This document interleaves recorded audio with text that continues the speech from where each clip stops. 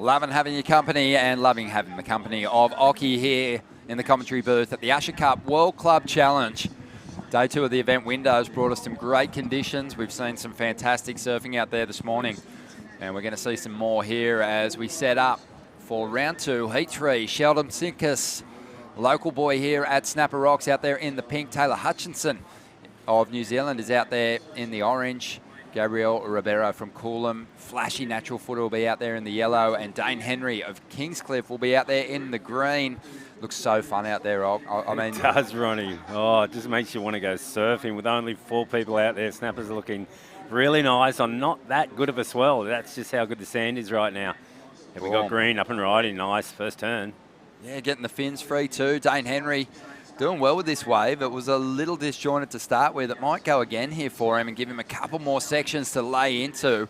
Just finding great release in those top turns as he loads up for the big finish here on the inside, belts it, releases some spray, and that is a really good start within the first minute and a half of the heat. Yeah, he looks on, doesn't he? Yeah, very responsive, very fast twitch right there, and like the hands placement and everything. So expect a pretty good score. We got Sheldon Simkus. He's going to be having fond memories of his last heat out here. Was the final of the Challenger Series, right, Ronnie? And unfortunately, didn't win that. Callum Robson took him out, but good memories, you know, having a great event, last event here. That was a fantastic final. Yeah. And Sheldon really showed everyone what he's capable of. I think he did some great surfing in that contest.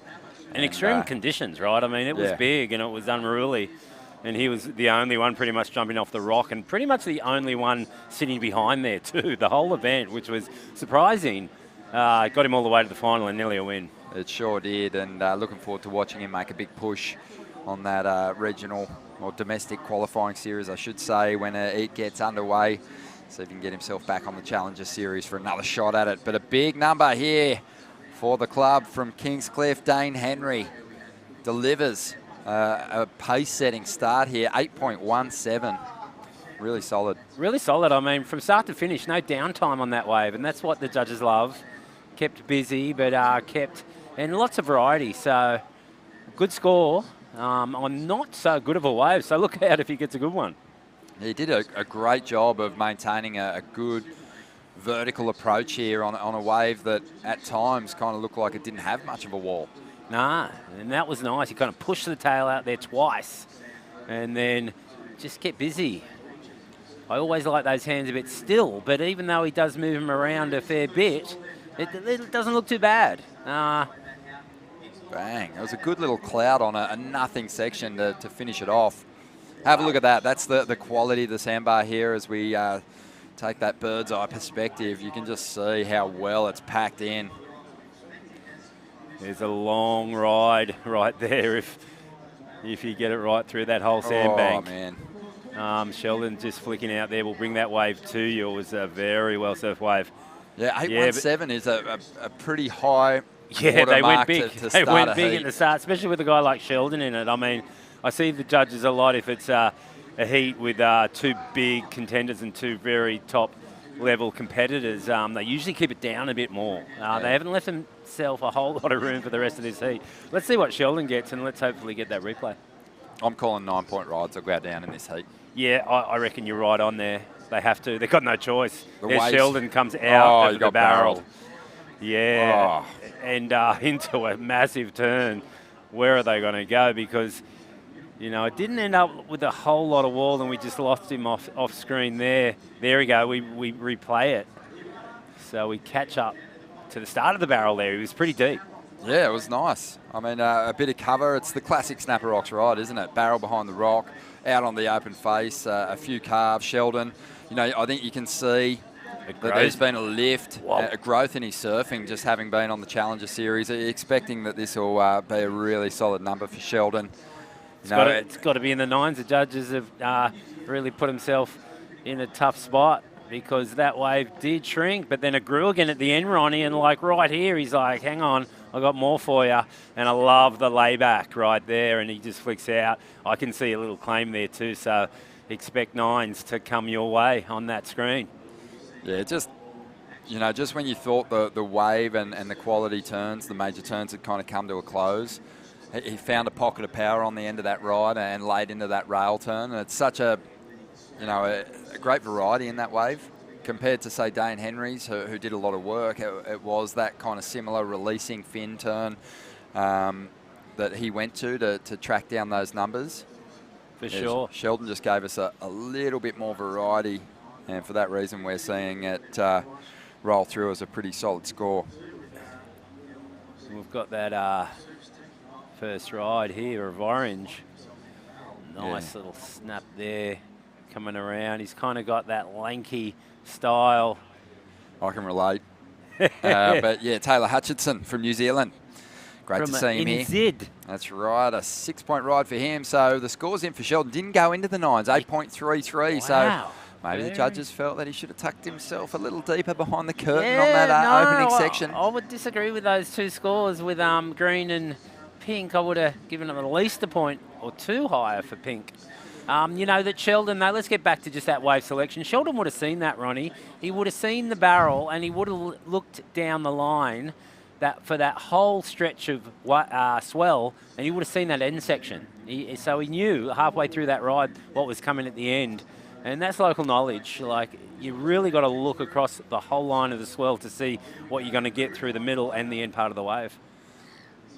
Well, again, while Sheldon only got an 8.33 and there wasn't like a huge spread in the scores, that Sheldon's capable of more, and I'm going to stand by it. I think we'll see numbers go into the nines. I think the judges went, oops, we went too high, and then, and pulled it back. So maybe, and we've seen it right through my career on tour, if they do that, and it's easy to make mistakes, everyone's human. Well, what the judges tend to do on Dane Henry's next wave, they might underscore it because they might realise that they overscored his first. What do you think, Ronnie? Yeah, they have a couple of things that they can do to adapt to the situation, isn't it? They maybe get sort of a little bit more critical with those backup rides, or they work within a very compressed scale and just take a little extra time when considering those better rides now. But I think it's going to be a high-scoring heat. There's no doubt about that. Let's have a look at the comparison and see whether the judges found just the slight edge for Sheldon Simkus. I mean, it's explosive attacking surfing. The thing is, that release of the tail is almost just punctuating what they want. A kind of almost medium-sized turns. They're just made a little bit more excited with that kick on the tail, but there's an element of power in moves like even that cut down. Yeah, absolutely, I agree. The big turns, and then I guess they're, not judging that barrel that high. You know what I mean? Maybe they're looking for big turns, saying it's not a behind the rock day just yet, because it's not big by any means. That's probably why is they want to see if it's going to be a barrel, they want a big, deep barrel. You know what I mean, Ronnie? Most definitely. Still just two great rides to kick things off here. We're loving it, really just getting into the nitty-gritty and breaking it down. But, yeah, Sheldon Simkus, he can certainly build on this. We've got the two surfers with those big, excellent rides at the moment, sitting at number 1 and 2. Dane with a slight edge, just based on the fact that he's hanging on to a 5.67 as well. Taylor Hutchinson, he's in this. He's got a 6-point ride of his own, but needs a 6.57 at the moment to jump up into second. And just keep an eye on Gabriel Ribeiro from Coolum, who he's actually a great surfer. Enjoyed watching him compete yesterday in the opening round. And he's got the talent. Just haven't seen him connect with one just yet. But I think we'll see fireworks from him as well. This is the thing I like about Snapper is once it starts sort of grinding down the line here, it's a wave that can suit a variety of kind of approaches. Yeah. A surfer with a good carving turn can get it just a little bit out of the pocket and really lay down a nice track. But, its variety has always been the key to success here at Snapper. Yeah, for sure. We saw some nice airs yesterday afternoon. We haven't seen any today. I'm feeling that they're really hard to do with this reverse rip, and you just can, those sections kind of go away and suck out, so it'd be hard to do airs for the guys. So those carves are definitely the scoring points at the moment. Talking to Bugs yesterday just about some of the classic competitive moments that we've witnessed here at Snapper Rocks over the years. And I heard you know, guys actually when I was on a break. And the I was Challenger at home. Series was the most recent. That was a great final, but I go back to some of those all-time matchups. Joel and Gabrielle. Joel and Gabrielle was great. That was the complete comparison of two different approaches. Yeah. Medina sitting down the line, just attacking the pocket on that solid backhand. Joel getting barrel behind the rock, as we see Gabrielle just getting into the mix here. But, he waited a long time to get himself into a pretty small ride there. And on the outside, just spoke of Dane Henry. He must have heard me. Can you hear spacebound. Can you hear our webcast out there? I know the beach commentary is different to the webcast for this event, which is great. But he heard me because he went big and high and he flew, but he didn't. He did it without his board. He did it without his board.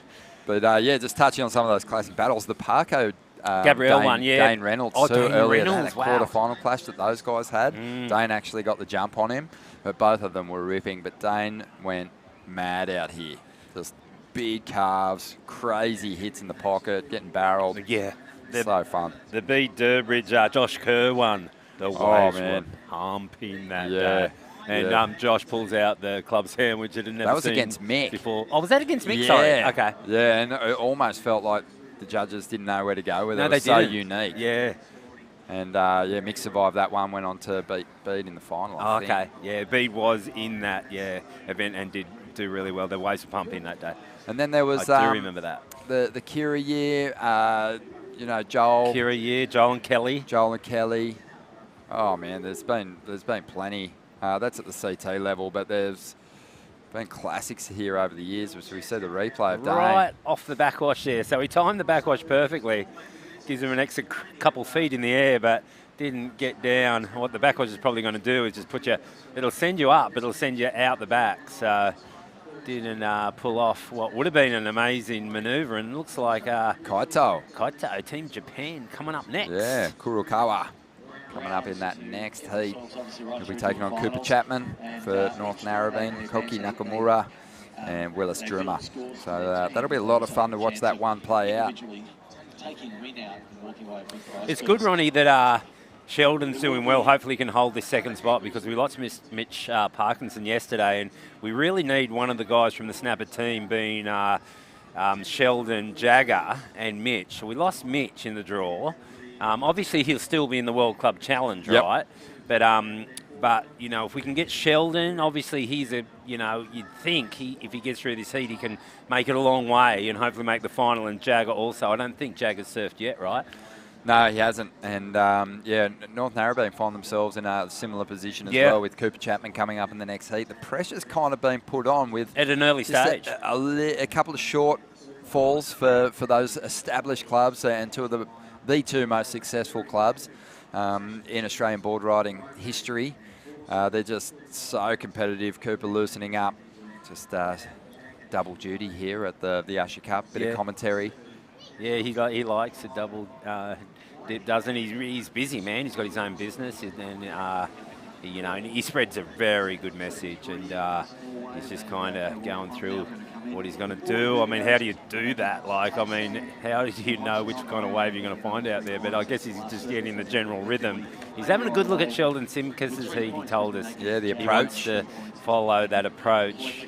And the first wave was a barrel behind the rock, so let's see if Cooper can go and replicate that. Yeah, he was talking positioning, wasn't he? Where's the best place to sit? Do you go deep behind the rock? Are you going to miss those wide ones? Said he was going to watch Cooper. Here goes Dane Henry again. Loading up. Whips that board into the air reverse and hangs on for the finish. Trying to better a 5.67. So there you have it. Don't think he did that. That was a pretty lazy kind of air there. We'll have a look at it. He just does a cut back here and sees that there's not a whole lot going down. Semi little snap there, but just a, what would you call that? I think you summed it up nicely. It's, it sounds cruel because he just basically pulled that turn out of nowhere, but it was just lazy in the sense that there wasn't really a ramping section. No, he didn't have a lot of speed. He basically just popped that board, almost ollied it into the manoeuvre. And, it's just a move that's critiqued pretty heavily by the panel these days, as we see Gabriel just showing us a bit of that class through those first 2 turns. Couldn't make the connection again, so he's kind of grovelling in third position at the moment, just trying to get up a decent number that's going to reduce the requirement, because he's after a 7.54. And yeah, we've only got 4.5 minutes for someone to step up and give us that 9-point ride that we're begging for. Yeah, we did, and we thought it was going to happen, but the ocean's gone a bit quiet. Sun's trying to pop out. I really like that first turn there from was it Gabriel, yeah. actually? Yeah. He has just that classic, I was saying it yesterday, that classic kind of modern competitive style and approach. You can tell he's sort of well prepped for taking to the air with that kind of that stance. He can kind of open up. Yeah. He's explosive in the pocket, but at the moment just unable to really find that link through to the inside and that extra scoring opportunity to get himself something even in the 6-point range and just chip away at the leaders here. Dane Henry still hanging on to that number 1 spot, but the biggest number belongs to Sheldon, and he's out the back waiting for another opportunity. Meanwhile, Taylor Hutchinson from New Zealand, nice float here. Links it into a nice carve off the top. Sheldon on the outside now with a good-looking wall. Great finish for the Kiwi. Sheldon chases him down the line here. And this wave still providing. And Sheldon just choosing his moves carefully to line up the finish. Mistimes that one a little bit, but we'll have a make-up section here and finds more down the line and plugs a nice floating re-entry on the end of this one. Well, there's your 9-point ride that we asked for. Is it? Yeah, well, I don't know. I mean, I was watching what was happening on the outside? I did. I was listening to you commentate the first ride, and then I saw Sheldon. As soon as I took off on it, and I was like, whoa, there's the 9. Okay. He served it pretty good. I mean, you know, well, let's see that first ride. We'll get that replay, hopefully both. I mean, we've got enough cameras to hopefully get both of them. We saw it on the split screen, Sheldon out the back, but the judges won't have missed it. Oh, so that was nice. That was nice. He did well. Yeah, he did well on a wave. But yeah, they did get the takeoff. Well done to the cameraman. It started off a bit foamy, Ronnie, but he'd done a nice check turn into a beautiful snap through a lot of spray and then off the lip right there. So we got all that done on the outside, okay? So I'm already saying 7. So let's see what happens here. Ooh. How many more points can he add? Maybe a half a point there and another half there. But, ooh, yeah, maybe not the 9. But I think the judges are prepared to go there. Just there it is, 8-9-3. Oh, okay, come on, it's like they're crueling us. I mean, Sheldon will be happy. That's got himself. He's got himself a very healthy heat score total now, 17.26, well out in front. Dane Henry after a solid score. He needs that 9.09. Maybe that's the motivation that's going to get him over the line. Only a minute and a half remaining here. But, man, that was tight. Yeah, that was tight. But as I was commentating the wave at the end, I thought, yeah, nah, not enough body. Didn't finish it off, you know, big and strong like a 9-point ride should be ridden. So, yeah, I commend the judges there. I think good judging. We do have that situation, though, where we've got that scale compressed in that 8-point range. And they've been really, really picky now. Fair enough. But Taylor Hutchinson has kept himself in the heat with that last wave, 6.53. That's his best. What's he need? He needs a 7.45. Okay. A bit more work for Gabriel. And Gabriel, you know, you look at his heat, and he hasn't really had that wave that's sort of put him in a great position to strike at a top 2 finish, but he can get it done. Needs an 8.94 though. Here he goes. This is Taylor. Oh, it's Taylor. Nah, that wave was too small. Oh, I hope he didn't waste priority on that wave. But here we go. Here's a wave that, oh, actually, hang on. It's Dane Henry. He's in second. Let's see. Oh, needs a 9. Needs a 9 to get to first. Oh, hello. Nice little combo, but this wave's going to split in half and take him nowhere by the looks of things. Yeah, you picked it, Ronnie. Saw that coming. That first turn was solid, though. Yeah, it was big. He's had some good moments. I mean, he really just, you know, there's waves and we often go to to describe a ride as manufactured when a surfer's doing all the work and the waves not really giving him too much. And Dane kind of established that big number early on in this heat.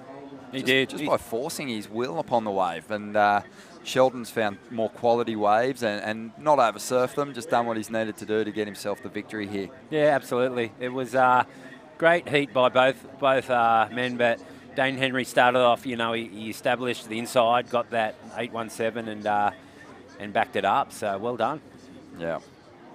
And no 9-point rides, but close, very close. Very close. Guaranteed we'll see some as we move into the afternoon's action. Stay with us. You're watching the Usher Cup World Club Challenge.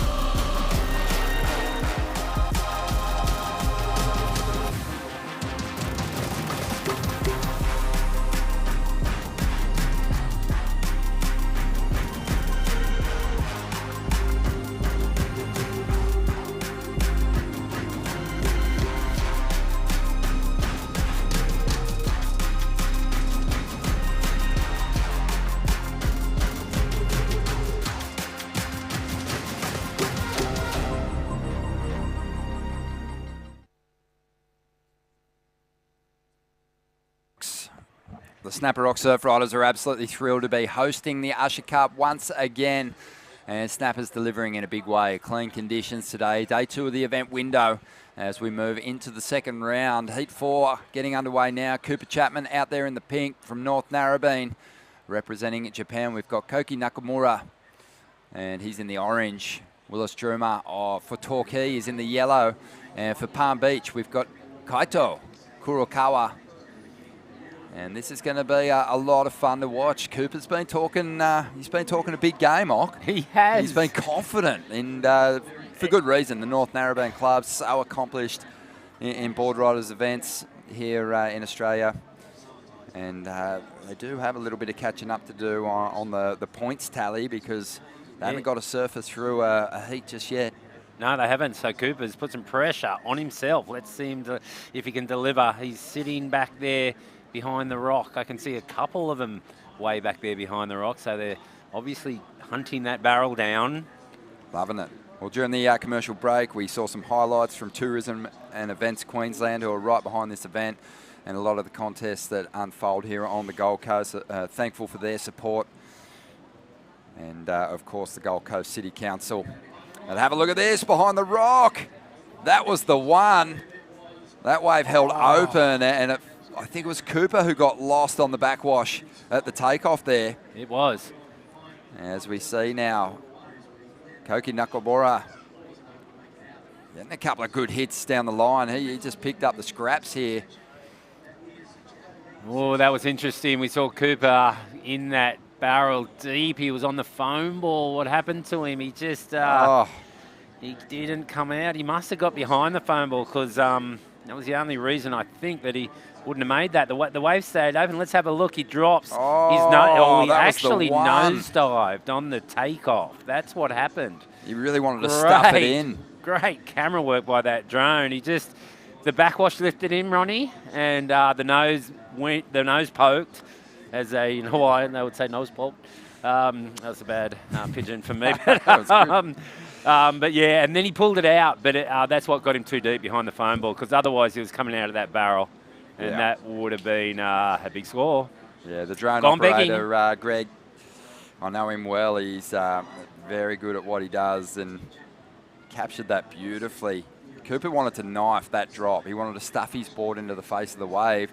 Unfortunately, he stuffed it into one of those tricky backwashy ribs in the wall, and it threw him off, because that was maybe the best opportunity to lock into a solid gaping hole that we've seen in the event window so far, Rock. As your brother and Jed would say, a cone. Hey, let's look what happened. He his nose, and he really actually didn't get the nose out. It was stuck in there. He's trying his hardest to get the nose out. And if he did, he would have ended up on the foam ball. Good camera work. Didn't work out for him, but I like his idea. I like what he's trying to do. It stuffed him to the lower end of the priority order, though. It did too. And well, and with the reverse rip, Ronnie, sorry to interrupt you, it's hard to get down the line, especially paddling. You know, if you want to paddle and get wide now, it's almost impossible against that rip, unless you just want to, you know, if you're in fourth priority, I would, and if I was stuck in that huddle up there, I'd just take a 1-footer and surf it and get down the line, because if you're out there, you're going to have to sit and wait your turn. The adjustment now is going to be interesting. Earlier on, we saw Colby Iper go out there. He got a great score for just one big turn behind the rock, and he kind of hunted those deep ones the whole time, because you know, he knew there was a reward to be had out there, and it kind of saw him drop down the order with the numbers. Cooper now, you know, that was so close to taking him right to the top end of the excellent range, and in his mind he's going to be thinking, if I can get another one of those, I'll be styling in this heat. But he's got to be sure that, you know, he builds a bit of a foundation here too. He's capable of getting it done with turns as well. Yeah, he totally is. But, you know, like you say, here he goes. He's going to take it a little inside of here. And it's a good idea, I think, what I was saying, just to get down the line. Maybe even get a score on your way down there. No, he catches a rail there. But at least he's down there now. He's the widest guy, so he can take what goes wide, and those guys will be too deep for it.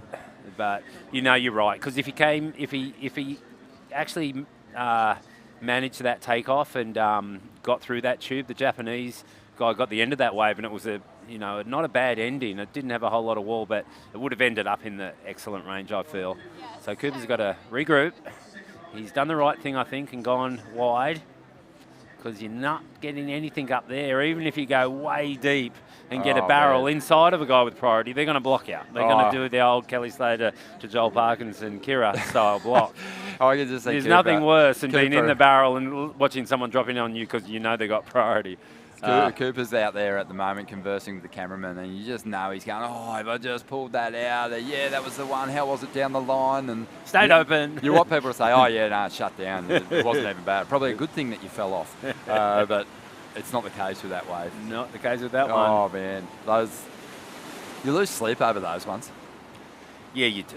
You definitely doesn't matter if you're in a heat or not. If you sort of stuff a drop on a good barreling wave. Oh, absolutely. I mean, you know, if it's the wave that was yours, then you're going to think about it for the rest of the day. Free surfing, let alone in a heat. Here's a awkward question.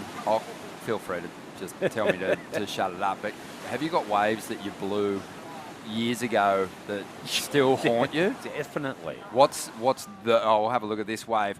For our Japanese competitor, Koki taking this one through to the inside. Already has a 5, has taken the early lead here. But, have you got a wave in your memory that you butchered, that you just lose sleep over still? Where was it? Where was it? I think I was saying yesterday on the webcast that if it was in a heat, I didn't actually butcher the wave, but I took a wave that I didn't need to take at Trestles in my last ever I heard that one. At QS, where I had Patrick Godauskas in a tricky situation and took a wave that I didn't need. But I've butchered a few because I've had a lot of heats. Yeah, and it happens. Oh, here we go. Oh, on the outside, we've got set waves approaching. We'll get back to the misadventures of Ock in a moment. But right now we're seeing Willis Druma absolutely on the attack, smashing his way through the lip of this one and chasing him down the line. Cooper Chapman on the outside. He loaded up for the ramp, opted out. I think he's got eyes on priority, but Willis did well there. He did surf that wave well. Sheldon, hello. And he should have went for the air. Like, Cooper had all that speed, and I'll ask Sheldon this when he sits down, he's got the mic. He had that section, and like, why not just go for it? If he didn't make it, it doesn't matter. But if he did, it's a bonus. Sheldon, what do you think about that? And welcome to the webcast. It's good to be here. If you got the ramp, and well done in your heat, go Snapper. Snapper rules.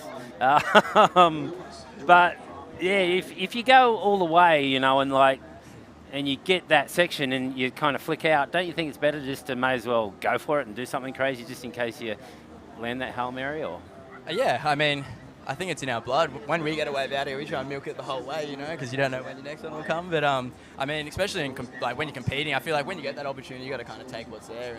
And especially out here, I feel like you want to kind of maximize every section. If you don't get much at the back, trying to finish on the inside strongly. Well, here he goes now. I think the only reason Coop didn't hit it is he saw all his rivals down the line and he thought, I've got to get back to the top and reset here, because he's had a bit of a shocker start by his standards to this heat. He's making up for it now, though.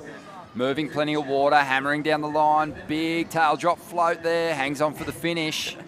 I like the way he surfed that wave. There was 2 snaps, especially that mid one before the float. It threw a lot of spray. Yeah, like extra spray there. I think he made up for it on that one. He sure did. Yeah, did well. And there hadn't really been another major number other than Willis Drummer, who dropped a 9.5 ock. And we knew the 9s were going to come. We promised you. We did. They didn't come in Sheldon's heat where we expected. Sorry, Shelley. But a couple of high range 8s will do. Here's the replay of Cooper's ride. Wow, yeah, you could tell from the start it was such a good wave. It had that little perfect bowl to it, and he was sitting right there in the wash and just kind of coming from behind and attacking, and yeah, it was probably the worst turn on the wave, and he still looked really good, so 4 good turns, and that's a high score, I think. Have you accepted Cooper into the lineups around here yet, mate? I mean, having surfers move to the area is nothing different, but having another great surfer in the lineup kind of it means you're losing a couple of waves. Is he all right? Yeah, Cooper's he's a really good surfer, and is this look Willis? Out. Wow, that was a good wave. What you talking about? He's going to back up his 9.5 pretty quickly. Oh, I love that, Ronnie, what you're talking about, Bang! Willis. Oh, that was pretty sick. Well done. He found one behind the rock. Oh, how good is Snapper Rocks for a surf event? It's just the best. Yeah. What was that show? Family Ties? What was it? Oh, yeah. Family Ties? No. Oh, God. The sitcom, right? Yeah, exactly. Love that guy. Oh, me and Gary Coleman. Me and my mate used to say that all the time. Oh, I love it. That was a fantastic little pit. It was a good pit, and it was a good finish, but, with a 9... he's on fire. He's on fire. I'm bummed I had to come in. I wish I was still out there. Oh, man. You're bummed you had to come in. What about us? Not even getting to get out of there. But no, it looks so fun out there at the moment. 17 points. Yeah, Willis is on a tear. 7.73 for that one. Cooper Chapman dropped to 7.17. So he's right in the mix now. And it's our Japanese competitor who started so strong, Nakamura, who's been pushed back into 3rd after a 5.25. Kaito is a little quiet out there at the moment. He needs a bit more work. He's after a 6.75 to get himself right into the mix here. Sheldon, we're going to have a look at the replay of your waves and just break down why you didn't get into the 9s here. Tell me. A little barrel. What happened there? Did you get deep enough? No, definitely not. Okay. I would love to always get a bit deeper, but take what we can get. 20 minutes. I love it. Mate, this wave, it gave you the bonus on the inside, though, didn't it? It gave you a bit more power to work with. It wasn't... there was a wave that came in before the heat that was unbelievable, and me and Dane were out behind the rock, and we just saw it, and I was just going, come on, start the heat, and unfortunately the heat didn't get started, so I kind of was waiting for... I think that was the 9 that came through that we were waiting for, but, me and Dane, we found a couple of really nice waves, and no complaints, really. Not complaining. You guys did, Sheldon, and... Fond memories, though, about competing at Snapper. I mean, your last event here, you made the final. Yeah. So can you do it again in this World Club Challenge? That's the goal, Locke. That's the goal, yeah. I mean, this event last year, I had such a fun event. The waves were really fun, and managed to make the final and win. And that was, I feel like it'd been a while since I'd won a comp, so that was nice. And then I kind of felt like that momentum shifted into later the Challenger. Into the Challenger, and that was such a fun confidence booster, and Yeah, so we're here again. So this could be 3 in a row, and you never know. Hey, yeah, let's do it. 3 in a row. Love it. We're all about the trifectas, aren't we? Oh, yeah, I haven't had one before. I mean, it's just like this event. I mean, obviously you want to win, and all events you want to win, but like this location, like you just want to keep surfing heat. Yeah, well, we talked about that yesterday. You bow out in the opening rounds here. You're going to get your opportunity out there again in that World Club Challenge format. However, like the repetition of heats, losing out, it's not just about missing the points for your club. It's missing the opportunity with just 3 other surfers in the lineup here at Snapper, which is such a rare treat. Yeah, I was nervous this morning. I was Really? just like, I surf here a fair bit. We surf here a fair bit, and like, to don the Rashi with only 3 other guys out, I don't want to miss any of those opportunities. I want to be in every heat possible. I was like, I would have surfed yesterday, even though I'm happy I was in round 2. Round 1 looks fun too. It did. Oh, we'll have a look at Cooper now, just trying to get rid of that 3.07. Oh. Moves plenty of water. He's on the attack out here. He's been super fired up, maybe even too fired up. His wave selections, Wow. been good at times, but he kind of missed some opportunities early on in this heat, and time's ticking by. He's got the 717, so he's in a good spot, but he's got to watch out for the surfer from Palm Beach, Kaito, who's only after a 5.08 to get the second at the moment, and Nakamura from Japan, who only needs a 6.38. So Coop just adding to his heat score total a little with that last ride, 4.2. So Sheldon, after only just missing out on the Challenger, on getting onto that big league CT, do you do regionals again, or you get back straight onto the Challenger Series? Yeah, do? It's a great question. So what do you mean? I just missed out on the requalification. Yeah. The next 10. Yeah. But then there's a bunch of CT guys in front of me, and there's a fair few, I guess, scenarios, you'd say. But yeah, like, from my past year to this year, like, I was going to do the regionals anyway. It's such good practice. Like, I mean, that break, I feel like that 4 months between Haleiwa and then starting back up here is like, I feel like you want to keep, the engine turned on, and like, I still got so much to learn. Like, obviously, I kind of had such a good start last year, and I didn't capitalize on that. So, I still got plenty to learn, and I'm excited to get the Rashi. I mean, this is a good practice for the Challenger, and I'm excited for the regionals and just to serve good in the Rashi. Yeah, but the question was, are you in the Challengers automatically? Or no? So not at this point. No, it's a reboot, isn't it? So it's funny. Like, I had my best year. Yeah, and I'm kind of back.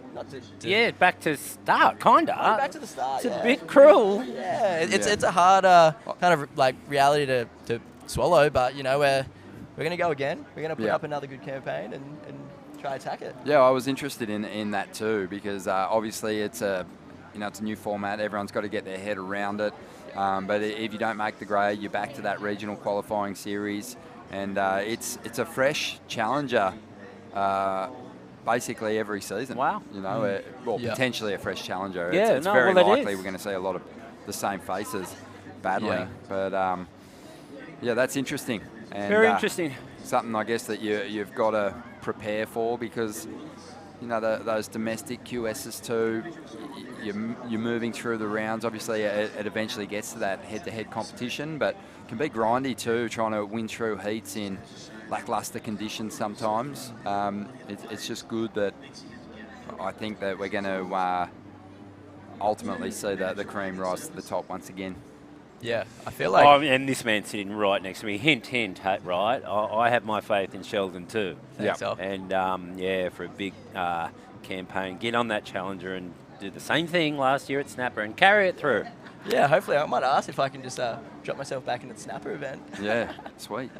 But I mean, after I feel like... making the final, you think you'd get by the slim chance that you don't in the regional, you should get in that. Well, you might get in that, but then it's like... No, but then you do really good in that, and then you get in the rest. I'm trying to map out Well, I like the way you've mapped that out. Yeah. Well, they've made some changes too to the wildcard situation too on the CT, where you don't gather points anymore. As a wildcard, have they? As a wildcard, yeah. So I'm so not you sure can't do a Mikey that'll Wright. go down. No. You can't do a Mikey Wright kind of No. thing, no. Yeah. You can't do that on the Challengers. No. If you do that definitely based off last year, there's Dylan Moffat. I think he was a wild card. Yeah. Aton Osborne, he was a wild card. There was guys that were, Yeah. a lot of guys who were about to qualify that kind of came in and just surfed well. Yeah. But Aton did qualify, didn't he? He was just outside. Just outside, okay. But he put up a good campaign. He Oh, for did. sure. No, there's a lot of great surfers missed out, yourself included, Sheldon. Time ticking by here, and it has been all about Willis Drummer out there in this heat. Torquay, well represented here, 9.5, 7.73. He just looks like he's having an absolute ball. Cooper Chapman's done enough to get himself in second spot, but with 30 seconds on the clock and those two surfers behind him only chasing mid-range sixes, he's got to be feeling the nerves at the moment. Yeah, you think so. It's tight. This is just one of those waves too where, you know, a medium-sized swell line can actually provide a lot of opportunity down the line. You don't necessarily need the biggest set to roll through. You can actually smash a medium-sized runner and get the number you need. But at the moment, it's tough because the tide's draining and they're going a little bit below sea level, so it's like really tight pockets on the medium ones. You want the bigger ones, right, Sheldon, to move out a little bit. Yeah, it's getting tricky out there. I mean, that tide just dropped out so much. It did. And even though the sand's really good, it's still tricky. There's good waves. Obviously, Willis had an amazing heat just then, so. He sure did. And that was exciting. Cooper Chapman has rebounded for the North Narrabeen team, and he's going to progress through to that next round. I think he'll be glad that he survived the heat, but he'll want to make a big adjustment moving into the next round. This is the Usher Cup. We've got more action coming your way right after this.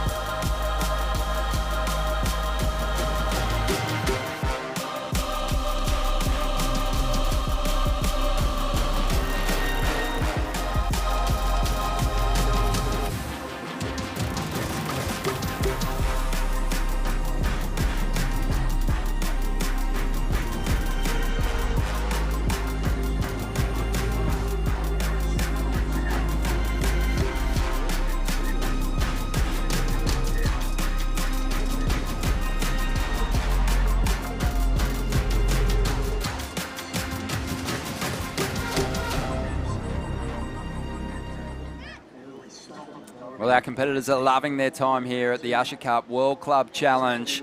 The waves are firing and the vibe is well and truly alive down here, especially the insane positive vibes coming from our international cast. It's been so fun to involve them in the board riding culture, and Team Huntington Beach well represented here. And we've got Chris Marino joining us. And Chris, you're loving your time in Oz, and the team's performing well, mate. They're doing very well. Ronnie, thanks for having us, guys. It's Mate, an honor to be here. Mate, you were one of the first clubs called, and you'd booked your flights before the conversation was over. You're always going to turn right. up. We did. We got the email from Rabbit a few months ago. Scott Banuelos, Pod Duke's the president of our club at Huntington Beach Board Riders. I'm the current vice president, and when we got it, it was sent to us with Don Meek, who is the president of the U.S. Board Riders, my partner. And I mean, without finishing the email, I knew we're all going. I love it. I know Pod. So stoked. I know Pod. Oh yeah. The Goofy, right? Yeah. I used to hang out. He used to was in a few contests at the same time I was. If he's watching, hello. Oh, he's watching. Hello, Pod. How are you, man? Long time no see. He's watching. He's ripping. Yeah. He's still ripping. Oh yeah, for sure. He was the first MVP of the West Coast Board Riders, which was in the very first West Coast Board Riders event we ever had. Gerlach had just flown in, literally was running late for his heat, changing across PCH, putting his suit on. Pod was in the water, threw up a 9.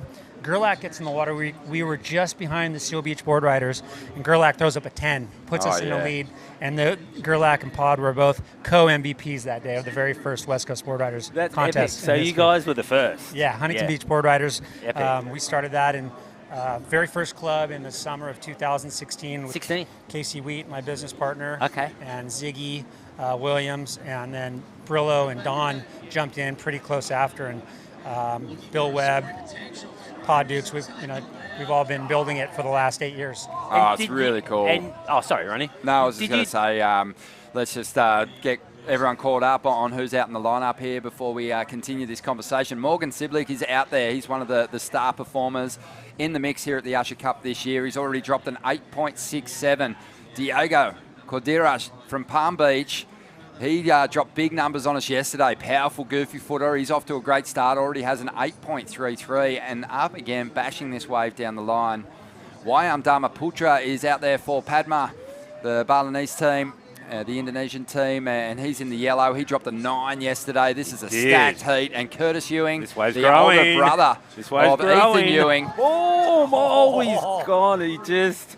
That section was thick, and he done the board slide on the lip, and a tough manoeuvre choice right there. Yeah, could have got up early for a layback or something, but super explosive. Tough choice of manoeuvre, but he went for it. He did go for it. So yeah, Curtis Ewing too, representing Point Lookout. Goofy footer, older brother of Ethan Ewing, has that same kind of classic style, but you get to enjoy it in the mirror here today at Snapper Rocks. We're enjoying having a chat to Chris Marino from the Huntington Beach Board Riders Club, and just I had a question. Yeah, go for it. Yeah, that's the one. So Chris, you guys, did you do that because of us, what we've done 100%. on the 100%? The club? You just look, Club surfing? Yeah. Oh, absolutely. You We've just been watching you guys for, well, I'm 50, so my whole life, right? I just heard you guys had your 60th or coming up on your 60th anniversary. Yeah. That's insane. I heard Kira just had their 60th. So we've been watching you guys, I mean, my whole life, everyone, and we've always wondered why did the Aussies get to have all the fun? Yeah, they are fun too, those club contests, and especially these big events. But tell us about where it's at, where you're at in regards to your club competitions, and is Huntington Beach having regular meets, and do you have club championships? Yep. So Huntington Beach, we meet monthly as an organization. I'm on the board of directors, so we actually, board meets monthly too, so we're meeting twice a month, 9 months out of the year, and then we take a few months off for the summer. As an organization for the U.S. Board Riders now, which started off as the West Coast Board Riders in 16, and by 17 we had 4 clubs. By the end of 17, starting 18, every coastal city in Orange County had a club. So Huntington Beach, Seal Beach, Newport, Laguna, Dana Point, and San Clemente all had clubs. The next year, Santa Cruz, Ventura, all the way down to San Diego, and now we have 16 clubs. With 2 more forming right now on the West Coast. The East Coast is just crazy. They're blowing up. In the last 3 years, they've got almost 30 clubs. So 25 established with another 5 forming, which will be about 30 clubs by the end of the year. Oh, man, that gives me goosebumps, actually. Because it's all because of you guys. Without a doubt. Like, I mean, what you have been doing, Gur had this when he started the game. That's the format we use, is actually the format Gur started. We thought, it was going to happen, right? PT lives in Huntington, right? And Rabbit was there. I heard they started a couple of clubs when they were there, the West Side Club, the Lake Street Boys in Huntington. But for some reason, it didn't stick. And I feel like, working into our 8th year right now, it's sticking.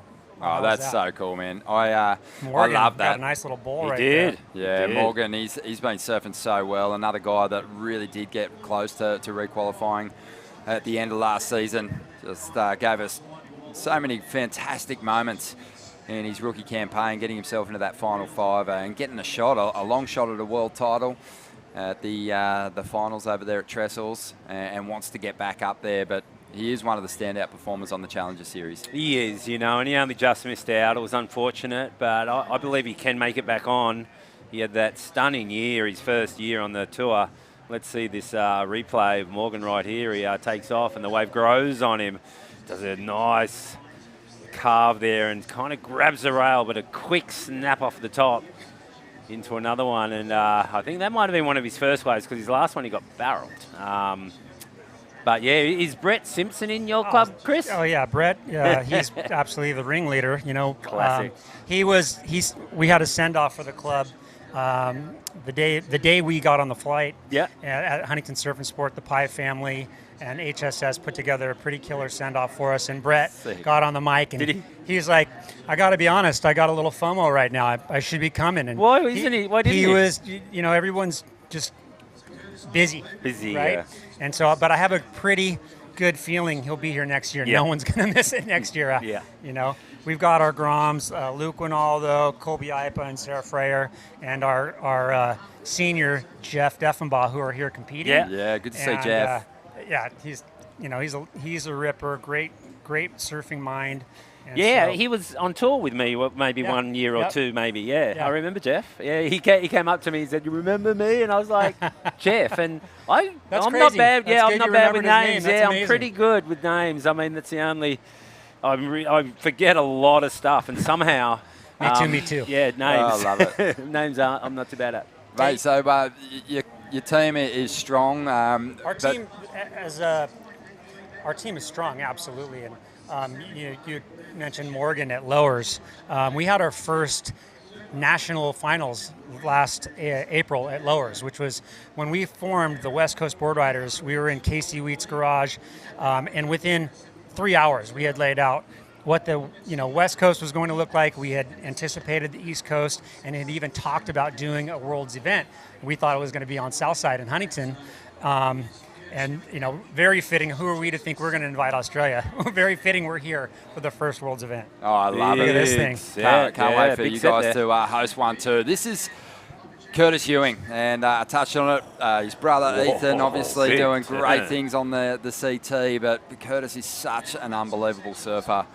And point lookout are lucky to have him. This is a Morgan. hotly contested clash. Morgan just showing that compact power that's seen him fetch huge results and make finals on the CT. As he loads up for the big finish here. And bang, drifts that tail. Ooh. Low center of gravity and maintains control. Did he ride out of that? Did he get ahead of the phone? I don't You know. always ask the question. But Yeah, he got that wave wide, and it kind of we're actually seeing what the actual bank is like, because this sand has just been refilled in at Snapper there, Chris, and then before that, before this swell, or before this bunch of sand, there was no sand here, and we're taking off wide there. So that left that was coming back at him there that he hit, we'd take off on the other side of that, which is Rainbow Bay. So we had no sand here. So it's only just come back, especially for this contest. I think Rabbit has got they keep on saying Rabbit's got the switch for the pump over That there is on so the other insane. side. You guys just call them up and tell them we need a better bar, and Yeah. they just push the button no, for you. but Bugs had the bat phone. He just stand by and say, yeah, We need that in Huntington. Do you guys, anybody there on the city council listening to this? love it. Yeah. So here's a replay of Morgan's ride. Threw some real power at us on this one, Ock. And it should score and pretty so well. that left coming to us was the old bank, and this is fresh new sand. It's Snapper Rocks that he's riding from behind the rock there. But Chris, they could have a pump right at the end of the pier and create a perfect peak from the top of the pier, I'll vote left for and that. right. Absolutely. Then you'd lose those rip bowls though. Those rip bowls are so fun. It's been really good over there. Has it? The last few weeks has been just so good, so big. I'm sure you've been seeing the Yeah, images, so big. photos, the video. Wow. Incredible, really good. So we had our first final last April, and it was East Coast versus West Coast. It was incredible. Who won? Come on, tell us. San Clemente Board Riders Wow, took the national okay. championship. Who was in the team? So we have 28 club members for each team competing in our format. Gee whiz. So it's You can't remember that many names. it's 7 age divisions, 14 and under, 15 to 19, 20s, 30s, 40s, 50s, and You have open 50s. girls. Yes. Yeah, so 50s and up. Yep. So we have 28 competitors from each club. There were 6 clubs competing. There were 4 from the West Coast, 2 from the East Coast. And That's committed, because that'd be, we have that many in our clubs. I mean, we have hundreds, but to get 28 to actually show up would be tough. We will be reformatting that for international travel, and this is great. We were wondering how it would look. This is how it's going to look, right? You take your best four, no age division, and that's how obviously it's working. I think it works well too. With your juniors, you consider that you've got the prodigies in there who even at 13 can really aim up, wrestle wins away from 16-year-olds these days. Absolutely.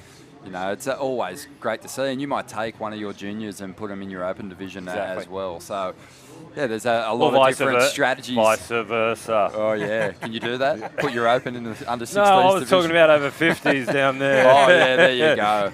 Surf Yeah. down, not No, surf up. that's definitely the case. But, man, it is, I said it before, it's sort of, it psychs me. It gets me stoked that you guys are picking it up because, Same. you know, more so than just like the benefits performance-wise for young kids coming through. It's just such a great community for older surfers to be part of and tap into each month and have a date in the calendar that you can really look forward to being around people. You know, I think surfing, it is a community. Every lineup is a community, but the Board Riders Club just sort of seems to enhance it and means you're looking out for people and looking after people who might be doing it tough. Yeah, that's right, Ronnie. We look at it like, you know, competition is something we do, but it's not who we are. Who we are is, you know, really nurturing the kids, teaching them respect, teaching them the history of the surfing history of the community, and what's a whole side effect of the movement for us. You guys have it here already, and it was an unknown side effect. Really great. Is that you have you know, Archie coming down, Machado, Taylor Knox, Curran surfed last year a couple times, Sage Erickson, Dane Reynolds, Richard Schmidt. You know, What? It's insane. Yeah, and so you have all these legends coming down surfing for their clubs, and so And you you have don't your get to- kids. Your kids are getting firsthand. You don't get to see those surfing guys, right? tips, and then, you know, competition tips also from all these guys. So the kids are getting stoked. You know, a dad got out of a heat. One of the first heats Archie was at, he's like, I just had a heat with Archie. No You know, way. one of the dads who, you know, he's got two generations of rippers in that family. And we have like Bobby Lockhart. I don't know if you know Lockie. He's a HB board rider. He's lived in Laguna Beach for 20 years. His son is a Laguna Beach board rider. Lockie's an HB board rider for life. And they were competing against each other in one of the events, it's rad. That is so cool. Yeah, I absolutely love the idea of that. It's awesome. And yeah, I've got memories of being a Grom and surfing for my club and being against guys that used to be on tour. It's so fun. I was telling a story yesterday about a heat I had with Glenn Winton. No. With his webs on. And No way. I didn't get a wave. And Really? the Is team out was like paddling you with the webs? whistling me in. Come in, you've used up too much time. And Glenn Winton I cried. That's Yeah. crazy. There's just Then I went no out and other- bought a set of webs. It's the only way It of works. getting good. Is it happened with me? You know, you get with good surfers, and then you surf good. Like good surfers make good surfers. Yeah, it's the only way, and it's happening right now. And I take my hat off to you guys over there. So I know, Aki, you're a snapper, right? Snapper Club. Yep. What about you? I know you got to stay neutral, but Oh, yeah, no. I'm NASA at the moment, North Okay. Avalon Surf Riders Association, Sydney? and love Sydney? it. Senior men's, take part when I can. If I'm not travelling, I'm there for Right sure. on, They also lean into me to host presentations and whatnot, which is great fun because I, obviously want to talk when I've got some time off. But no, it is. It's just a great meet of the community each month that they're running events. But as a kid, I grew up just south of here, so like Oki, came from a different club, and I was going to always say that, Chris. I did grow up in Sydney, and I was in Cronulla Board Riders, but I've been over here for 30 years. The most important thing is all my kids are in Snapper, and we really huge on the junior thing in Snapper. Like, we have a contest every month, and it's mainly all for juniors. The Opens only surf a couple, maybe in the Open Club Championship around Christmas time, or we might have another one if the waves are pumping. I mean, they're always pumping, but I mean extra good. how many interclub contests do you guys do a year? Yeah, well, we do 12. Oh, really? One every month. Really? Yeah. Wow, that's insane. Yeah. So And how do you it's fund all that? for the I'm juniors? just curious. Well, it's the money that that they make in prize money. At other events like Australian Board Rider Battles and Strati Assault and the Rainbow Bay Surf Club out here helps us a lot. That's our local up there, just behind you. Have you gone up there Yeah. and had Oh, a yeah. beer? Yeah. Yeah, that's our local. Couple, they help. few. Yeah, they help a lot. And we do have Brits Meats as a sponsor, so we get sponsors. Yeah. And they fund it, and other than that, prize money funds it that they win. Yeah. Yeah, you Right get on. you get that community support from local businesses. But the inside tip is, surf brands want to communicate to surfers at the grassroots level and, introduce their companies to the next generation of customers. So, they're the ones that we lean into, and they answer the call in a big way. And at presentations, kids are getting fully kitted out.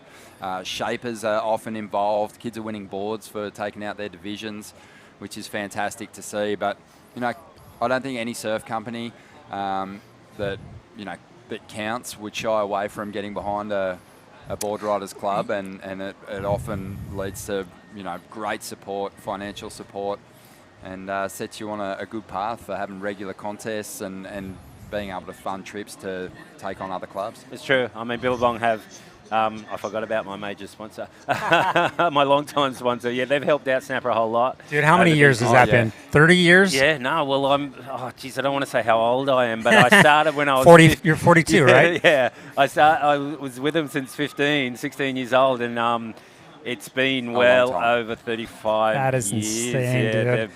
they've been sensational. They're lucky to have you, dude. You've Thank you, Chris. you built that brand, and you're lucky to have them too. Yeah, I am. It's It's amazing. You guys have. It's a relationship, right? You've had your ups and downs. We and have, yeah. I went off tour they for a stick while. with you. You stick with them. They've gone up and down, and we're stuck together. Gordon Merchant, the founder. We came in to where you live, and in Billabong. Bob Hurley took it in the first. You remember all this? Hurley was our sponsor 2 years ago. Well, Hurley before Hurley, Bob Hurley was the Billabong. Of course. I worked there. You worked there, yeah, right. Right in Costa Mesa on Placentia in the stockroom. And with Pod.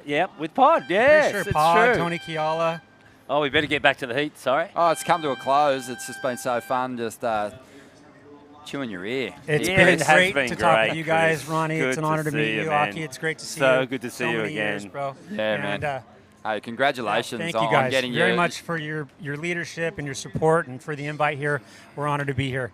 We wouldn't be here without you guys. I love Thanks, it, and you know what? You guys are going to start building something really special that's going to last forever and stoke out a lot of grom. So best of luck with it, man, and best of luck in the event. Thank you. Appreciate it, Ronnie.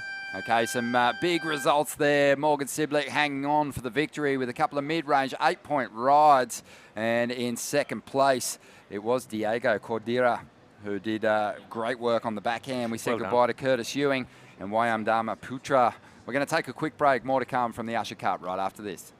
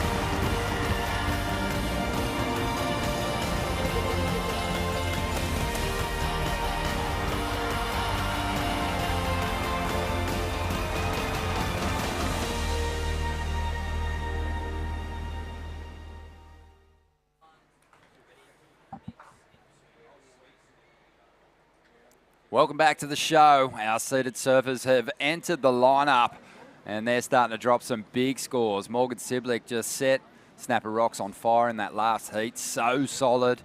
Couple of mid-range 8-point rides to get himself a victory for the Merriweather Club. And also progressing through was Diego Cordera. And you know what? Just great surfing all round in that last clash. Oh. Ronnie Blakey with Wayne Rabbit Bartholomew. We lost Curtis Ewing out of the mix here in this individual component. But, oh, man, I love watching that guy surf. He's an amazing surfer. Like, I mean, and he knows how to win too. I mean, that was a gnarly heat. Diego got that first wave. I think he got an 8.33. He got a huge score on that very first wave he got. But Curtis lit it up as well throughout that whole heat. He just probably needed that one wave to connect all the way. But Morgan, you know, in the skitsy sections, he looks so solid, you know. Our Australian Challenger Series competitors who put in a great showing last season have been so strong today. Yeah. And we're going to see another one now. Chris Zaffis. This guy is another fantastic surfer doing really well in those major events. And he's representing North End here. Also spends quite a bit of time down the north coast as well of New South Wales. Russ Maloney, he's out there in the lineup representing North Shelley. And he, in Australia, you know, he's regarded as one of the very best, most consistent board riders, events competitors, an Indigenous Australian champion as well. Just such a great surfer and has been for a long time.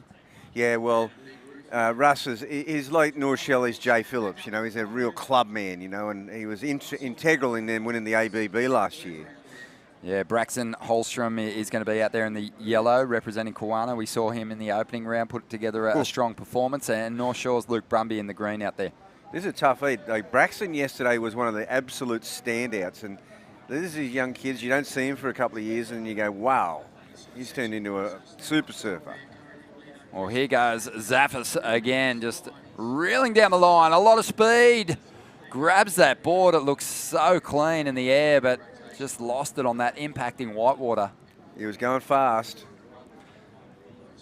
Well, it's baby snapper doing its thing, but it's still a sight to behold. Just some great opportunity out there for our competitors as Luke Brumby just hammers through a twitchy frontside snap to finish that one off. Yeah, it's still tricky snapper. You still got that little wide section that stands up and that east swell. Well, cruising just the beach before bugs. Great to see a number of the sponsors who've gotten behind this event down here, cheering on the competitors today. We had crew from the TJM group, leading scaffold service provider to commercial, industrial, civil companies around here and also around the country. Leadership Dynamics, a company established by Peter Cox, and he's basically looking to share leadership experiences, processes and strategies with business professionals. He's down here getting behind the event and has lent financial support to this contest and the charity component. Oh, Coxie's an amazing guy. You know, he's an incredible mentor. He's worked with a lot of top Sydney rugby league clubs. He's a young budding tennis professional. He's an incredible guy. Also have Dulux and Waddle getting behind the event. See, you know, that's, I mean, like, it's surfing, it's like, it's Billabong, it's Cook. In this event, it's Taubman, it's Dulux, it's Waddle. I love that. You know what I mean? It's really cool to see. And just no one shying away from getting behind this event and signing up to lend some support to grassroots surfing. Decent prize money purses are available for these competitors, but also a massive contribution to local charities as well. So fun just having Chris Marino in here from the Huntington Beach Board Riders Club moments ago and just getting an update on where they're at with their club culture as we see Russ Maloney on the replay here. Yeah, Russ is he's such a solid surfer, and he's picked a nice little wave here. He was looking, I think, to see a bit of a grower down the point, but he's got himself one there. That'll go into his score for sure. Russ is in the lead now. He's got those two waves, the 5.33 and the 6.93. Yeah, doing well. Chris Zaffis kicked off with a decent score too. 6-point ride for him. Doesn't need much to jump up into the lead. And it's Luke Brumby who is after a small score at the moment, but he'll need a bit more once Zaffis drops in his second score. Yeah, and Braxton, a standout yesterday, and see if he can reproduce that form or go one better. He's got to lift his game now. He's against some of the seeded surfers. Yeah, fantastic. To see it all coming together, Bugs, it must be huge. I know you put a lot of work into the Usher Cup this year and, you know, wanting to see it continue to grow as Braxton just hammers the end section there. Great vision from the drone, but, mate, I can feel the pride. It's beaming off you. Well, when I got in touch with Chris and the guys from Huntington Beach, it was the original contact was Brandon Gourmet. Yep. And I was like, I said to Theo, I said, you know what, I'm going to have a throw at the stumps here. I said, why not? Let's just see, would they be interested? So that's as simple as it was. We had no idea whether there'd be any interest. And they all just went, wow, So I probably underestimated the appeal of coming to Snapper and competing in a World Club Challenge. Oh, definitely. Here we go, Chris Zaffis. Good looking section. Nice little cut down to get started. Opts not to pull into a crumbly section. Instead, goes to the rail again and again. Nice combination through this the opening stages of this ride as this wave continues to stick to that bank and provide. He's got those compact turns and he lets a couple more go down the line. And he didn't need a whole lot, just a 6.27 to get himself into the lead. I think he might have done it. And here's Braxton. Take us through it. Super impressed with this young guy yesterday, and he's got a nice section here. Always caught behind. Oh, yeah. Yeah, hasn't quite been able to put this one together yet, Ronnie. Russ Maloney just climbing vertically over that white water, but this wave's going to run out of steam. Yeah, it fizzled. Some of these waves fizzle, and then they grow again. I mean, Snapper's really weird like that. Bugs, you're getting amongst it these days? Yeah. The lineup? Yeah, mate, I've had I had a year of rehab on my shoulder. You take it all for granted, and then, the shoulder don't work. I found myself two things. One, I was paddling around in circles. And secondly, hang on, here's the wave first. We'll get back to my ailments in a minute. Luke Brumby with a whole lot of speed, driving up into the section. Keeps that hook nice and tight to the pocket. And throws a couple of hits at us as well. Bit of pop in the tail there. And has some momentum for the big finish here as he loads up and bashes through the whitewater once again. So that'll be his best ride. And he'll maintain pace with the front runners at the moment. Oh, he will. He'll put himself in there with the front runners absolutely on that ride. But yeah, getting back to my little situation, it was just like I saw you last year on the Aussie leg. I was still out. I mean, I went for I felt okay. I went for a surf and came in and went, okay, I'm disabled. And then I rehabbed it in the gym for a year to get some motion back in my shoulder. You take it all for granted. This replay here of Luke Brumby, wow, he's on fire on this wave. Yeah, he really did well through this dead section too to keep that board moving and in transition to still collect some points. Jeez, that's a good ride. Yeah, 6.67. Yep. And now he's well within reach of the top two. He only needs a 5.6. As we see on the outside, Russell Maloney up. And he's looking to dispose of a 5.33 to guard that second place. Yeah, it's a bit of a flurry of waves at the moment. We can't even get our stories out about how injured and hurt we've been over the last couple of years. But it started for you. I know when it started because we're in hospital at the same time. Yeah, I know. Yeah, that was the end of 2021. You got bitten by a brown snake. Oh, no, there's been a few more since then. You've had a couple of visits since then. Yeah. That was the start. That was the start, yeah, but I came through that one all right. You were in hospital at the same time. But, that was all right. That added to my list of animals that have attacked me. Yeah. Of course, the one I was most scared of and the one that was most dangerous was that mosquito. Oh, yeah, they'll get you. Especially, when they land on your ear in the middle of the night and you give yourself an almighty slap. Yeah. But 8 minutes to go here. Look at the swell pulsing as Russ Maloney on the outside gets into another one. Whips through the carve to get things started, up into the pocket. Nice combo, steep section here, standing up. Just has to work his way back in front to find this pocket. Oh, yeah. And hanging on now, he'd Oh, be feeling the burn. But nice recovery. has the stamina to finish this one off. Yeah, I'd say he was feeling the burn there, and that is an element of surfing up here on our point breaks.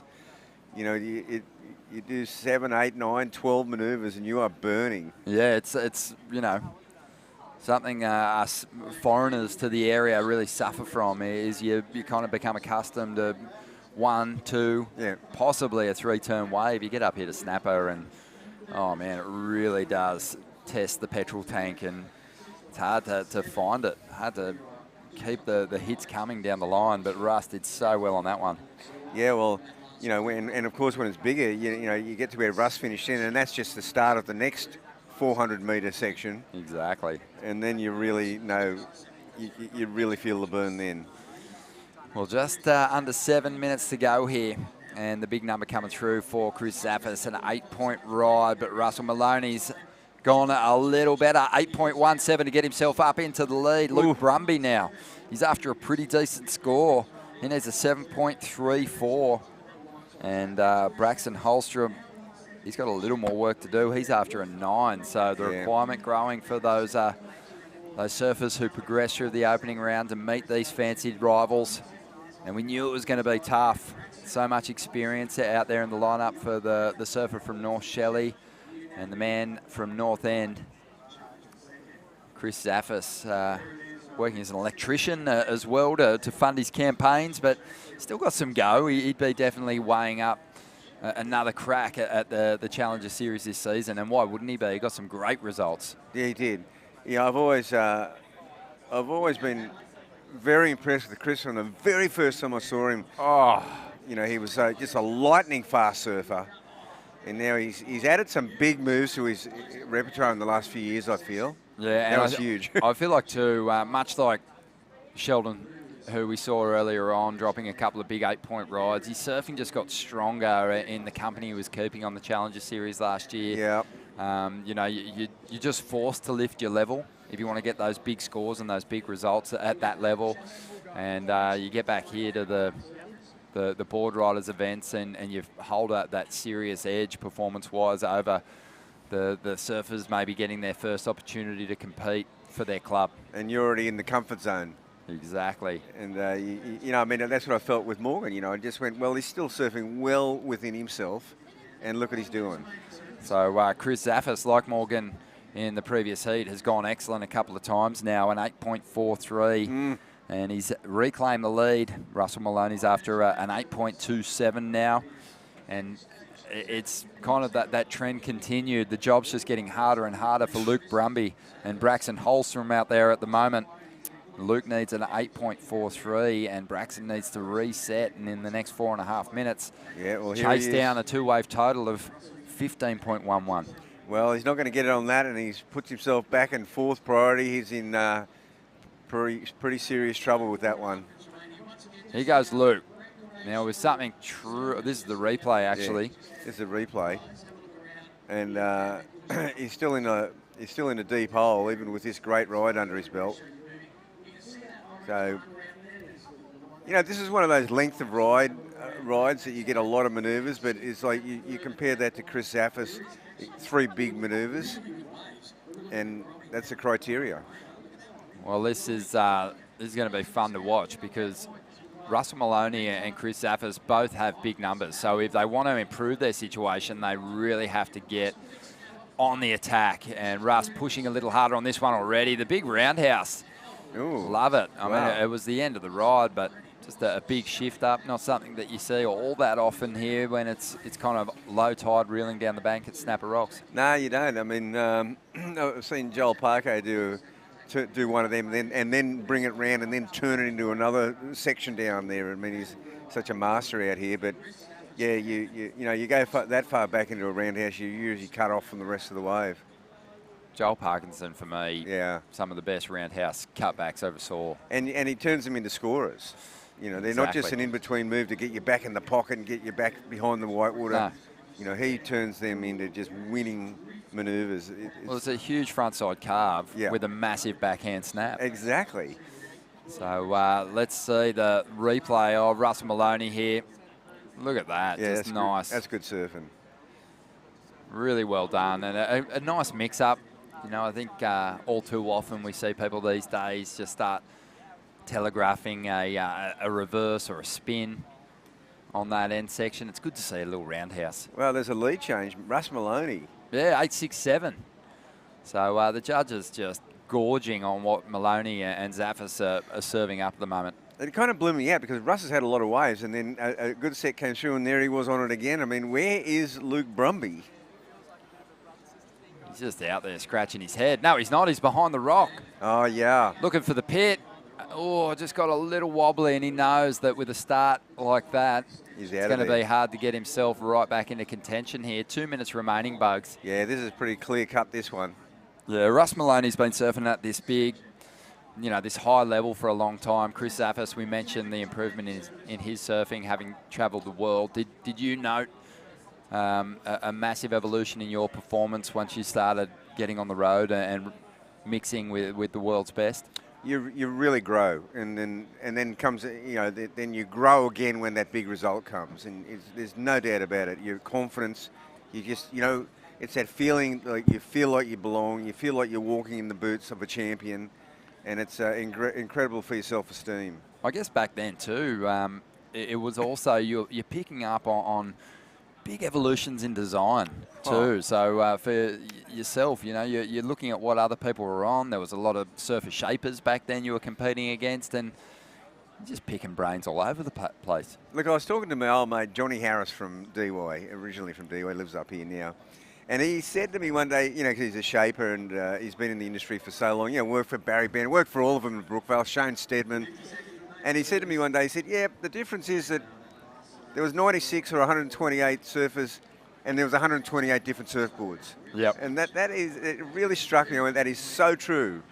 Everyone had a different design, it was such an evolution, and you'd really go down and, you know, this cross-pollination of ideas, and, you know, you'd go to South Africa and you'd see what they're surfing in Durban, and then obviously, you know, California. It was amazing, an evolution. But even going from here to Bells Beach and Narrabeen, you just see different boards. I mean, the McCoy era down there, and you go down to talking, you know, Wayne Lynch and the you know, the great shapers from the area. It was just incredible how much influence they had on you. Love that.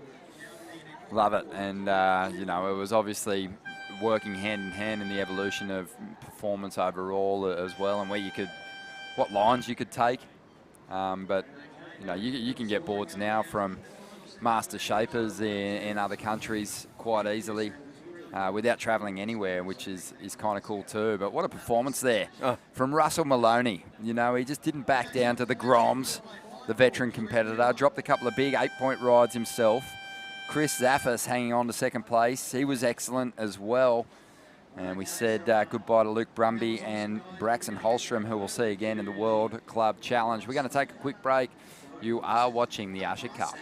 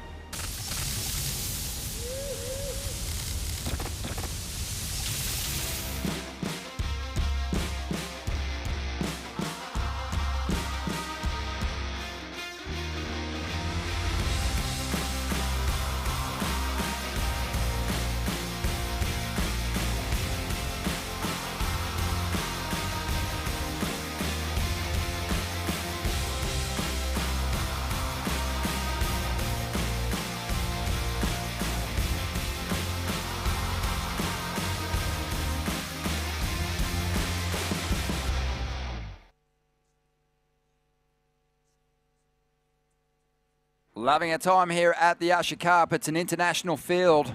The World Club Challenge going down. International board riders meet for the first time ever. And, well, we're into the men's event. We're watching the second round. We're seeing some of those seated surfers from those fancied clubs hit the lineup. Big names, huge numbers, excellent heats. And you know what? The international field, they're just buzzing to be here. And we're going to see a replay of one of our visiting surfers, Justin Robertson. This is a strong opening ride representing Maui. Yeah, representing Maui, and it's good. So amazing to see the Maui, the Robertson family here, and he's making good use of this section here. Finishes it off nicely. And it's such a talented surfing family. And we've got Troy Brooks up, former CT competitor, representing the Torquay Club, and just the other week was actually given life membership. Thought it would have happened a while ago. He just did such a good job on the CT representing the Torquay Club, but finally it's happened and he's absolutely beaming. But he and his brother Sean, just unbelievable surfers from that area. Yeah. Dad Rod also, you know, like an 11-time Victorian champion. Yep. You know, and a mentor to me. Yes. In administration, Ronnie. Yeah, Rod Brooks. He really, he really, showed me how really to do it properly. You know, I mean, a really fair-minded guy. Always had the interest of the sport at heart in every decision he made. I went, that's the key. Yeah, Troy's got that similar mentality, just so cruisy. And look at him, he's still got it, tucking in, finding some vision, puffed out of this one. And hammering it down the line as well. One of the most progressive surfers on the CT when he was there. Yeah. Yeah, he had the Superman. He had the Superman. He loved it. Look at the waves right now. Yeah, there's actual barrels happening in this. This is an extraordinary ride here. It's one of the better waves of the day, and just some incredible performance surfing going on. Yeah, Matty Job here. Matty Job has been, yesterday, a standout once again. And gosh, he's the pride of Burleigh. Oh, I dig Matty surfing. It's so good. Have a look. The judges dig it too. 9.27. There you go. You know, it's like the main course before the entree. Just serving up that number. Or he's just gone straight to dessert. That's so solid. Yeah, well, we saw Justin Robertson get a wave earlier, but it was only about, he sort of got on the inside. He obviously wanted to get away to an early start. Then the bomb set came. 2 barrels. Look at Troy Brooks, an 8-point ride. Excellent score. So solid. So things are looking good here for Matty Job as we see the replay once again. Get some cover. Yeah, and I like how he puts his combo together right here. This one here. Just snatch and then bang. It's the old snapper 1-2. Isn't it? Just a classic combo there. You know, that link, that speed burn. Basically into the final hit. An amazing variety. I mean, the barrel, the snap, he just carves it down the face, and then the finishing was just so dynamic. You love to see it. 9.27. What a score! Corbin Hutchings out there, Bugs. Yeah, he was so good yesterday. He's a local surfer. Yesterday he looked like he had the right lines. He had the real carve, and he knows he's up against it now. These other 2 guys have got a break on him, so Corbin he'll be looking to come back in this heat. Yeah, he's one of those wild card competitors too. There really he is. After some prize money and looking to get it done. And he just got a deep barrel. This wave's going to sort of fizzle out, and he'll have to stick with it, but it's not going to offer much more. But he came from way back. That's the deepest someone's got a barrel. So there's been a barrel fest in this heat. Yeah, Corbin was way behind the rock on that one. They've been threatening ever since Cooper Chapman sort of fell inside the guts of a big one behind the rock there. As we see Justin up once again. So he had a 5 on his first ride. He'll push a little harder here, knowing that he's got to keep pace with the front runners. Troy Brooks and Matty Job, couple of decent hits, drifts that tail, maintains control, and he's going to get more down the line here. If he can get back out in front of it, he can find a big finish. And there is a solid hit. Yeah, he'd be happy with that because he recovered really well from that. It had a bit of wonk in it too, that wave. It wasn't the easiest wave to ride. So well constructed. But have a look at this. Yeah, see, they only caught the end of that because he was so deep behind the rock on that one. It was just too bad. Sometimes those super, super deep ones do fizzle out. They're just a barrel. You get spat out, and that's the end of it. I think it was if memory serves me correctly, years ago, Jeremy Flores was so deep, like halfway to Froggies, and Yeah. he got barreled behind the rock, and the judges couldn't even see him. That's It right. was only because someone had some footage of it from out there on the point that they were Yep. basically able to, Do it justice. yeah, do it justice, see what he'd gotten done. Yeah. But Justin's moved up into the lead, so he sensed that he needed to lift on that ride, and he did it nicely, 6.6. It's a little bit of a superficial lead at the moment because there's such strong numbers in the account for Matty Job and Troy Brooks. That's the first runaround that I've seen. Yeah. With that reverse rip, there has not been a runaround. This is a real feature of Snapper. Now we'll see him go up on the rocks to the jump off. So no, he's going to go straight through the keyhole, not even mucking around with that. Yeah, I avoid it if I can, the jump rock. They're so sharp. Not because those I'm rocks. scared of jumping off the rocks, just walking across the rocks is a nightmare. That's the one. And you're tempted to look up because you can see good waves breaking, and you know, you're a surfer, you want to watch someone get pitted, and the old toe can be kicked off quite easily. Oh, man, and as you get older, the bottom of your feet gets a bit softer. Stay busy. This is a weird wave. Yeah, it's kind of a garbage wave that Yeah. he's actually, you know, kind of turned into a semi-decent score. Yeah. Kind of plugged two pretty decent turns in a short amount of space onto that ride. And we'll likely get rid of the 4.17, I'd say. But just under 11 minutes to go. Yeah, it's interesting, this one. Matty Job's got some experience. Troy Brooks, certainly the most experienced surfer out there. But, you know, he had the nickname Tricky when he was on the CT, Troy Brooks, because not only was he pretty progressive and always willing to go to the air, he was also a very crafty competitor. And he was one of those guys, he did the Stu Kennedy. He got some opportunities with surfers injured. He got the call up and actually ended up qualifying for the CT that way. Yeah, that was amazing, wasn't it? That was so cool. I'm feeling a shift here in the swell direction too, Ronnie. It just seems like I expected a bit more south to come into it, or like southeast at least, as we see. Wow. He already had some cover on this ride. Climbs the roof, nice little float, draws up into it again. Strong turn. This wave's standing up nicely down the line, and Brooko able to go from one turn into the next, but we kind of missed it for a moment there. He actually did find a bit of cover there. Kick stalling under the lip, as we see now. Justin just having a quick look at that one. Yeah, well, Justin's no stranger to the barrel, and I think he's going to have to maybe look for a bit of a barrel section. See, don't you think it's got a bit of a different look to it now? You know, it seems like it's gone a little bit more southeast. Not south, but a bit more southeast. It's just got that run to it down the line. Yeah, the barrels, though, that Justin typically is chasing are very different in size to the ones that he's looking for out here at the moment. And just chatting to the boys yesterday, the siblings, their dad, and they said, we're just so stoked to be out here. But they're on the first flight home because they're expecting a swell there. They're like, we're going to probably miss a really good day at Jaws. Yeah, I know. And I said, wow. That's because the Eddie's on call. Yeah, and for most of us, missing that would be fantastic. Yeah. But for these guys, it's an absolute nightmare. They want to get all those big swells. Here's the replay of what Troy got done on his last ride. Yeah, he went down the line. Nice float the boat there. And Troy Brooks just backing up that 8-point ride. Look how busy he keeps his...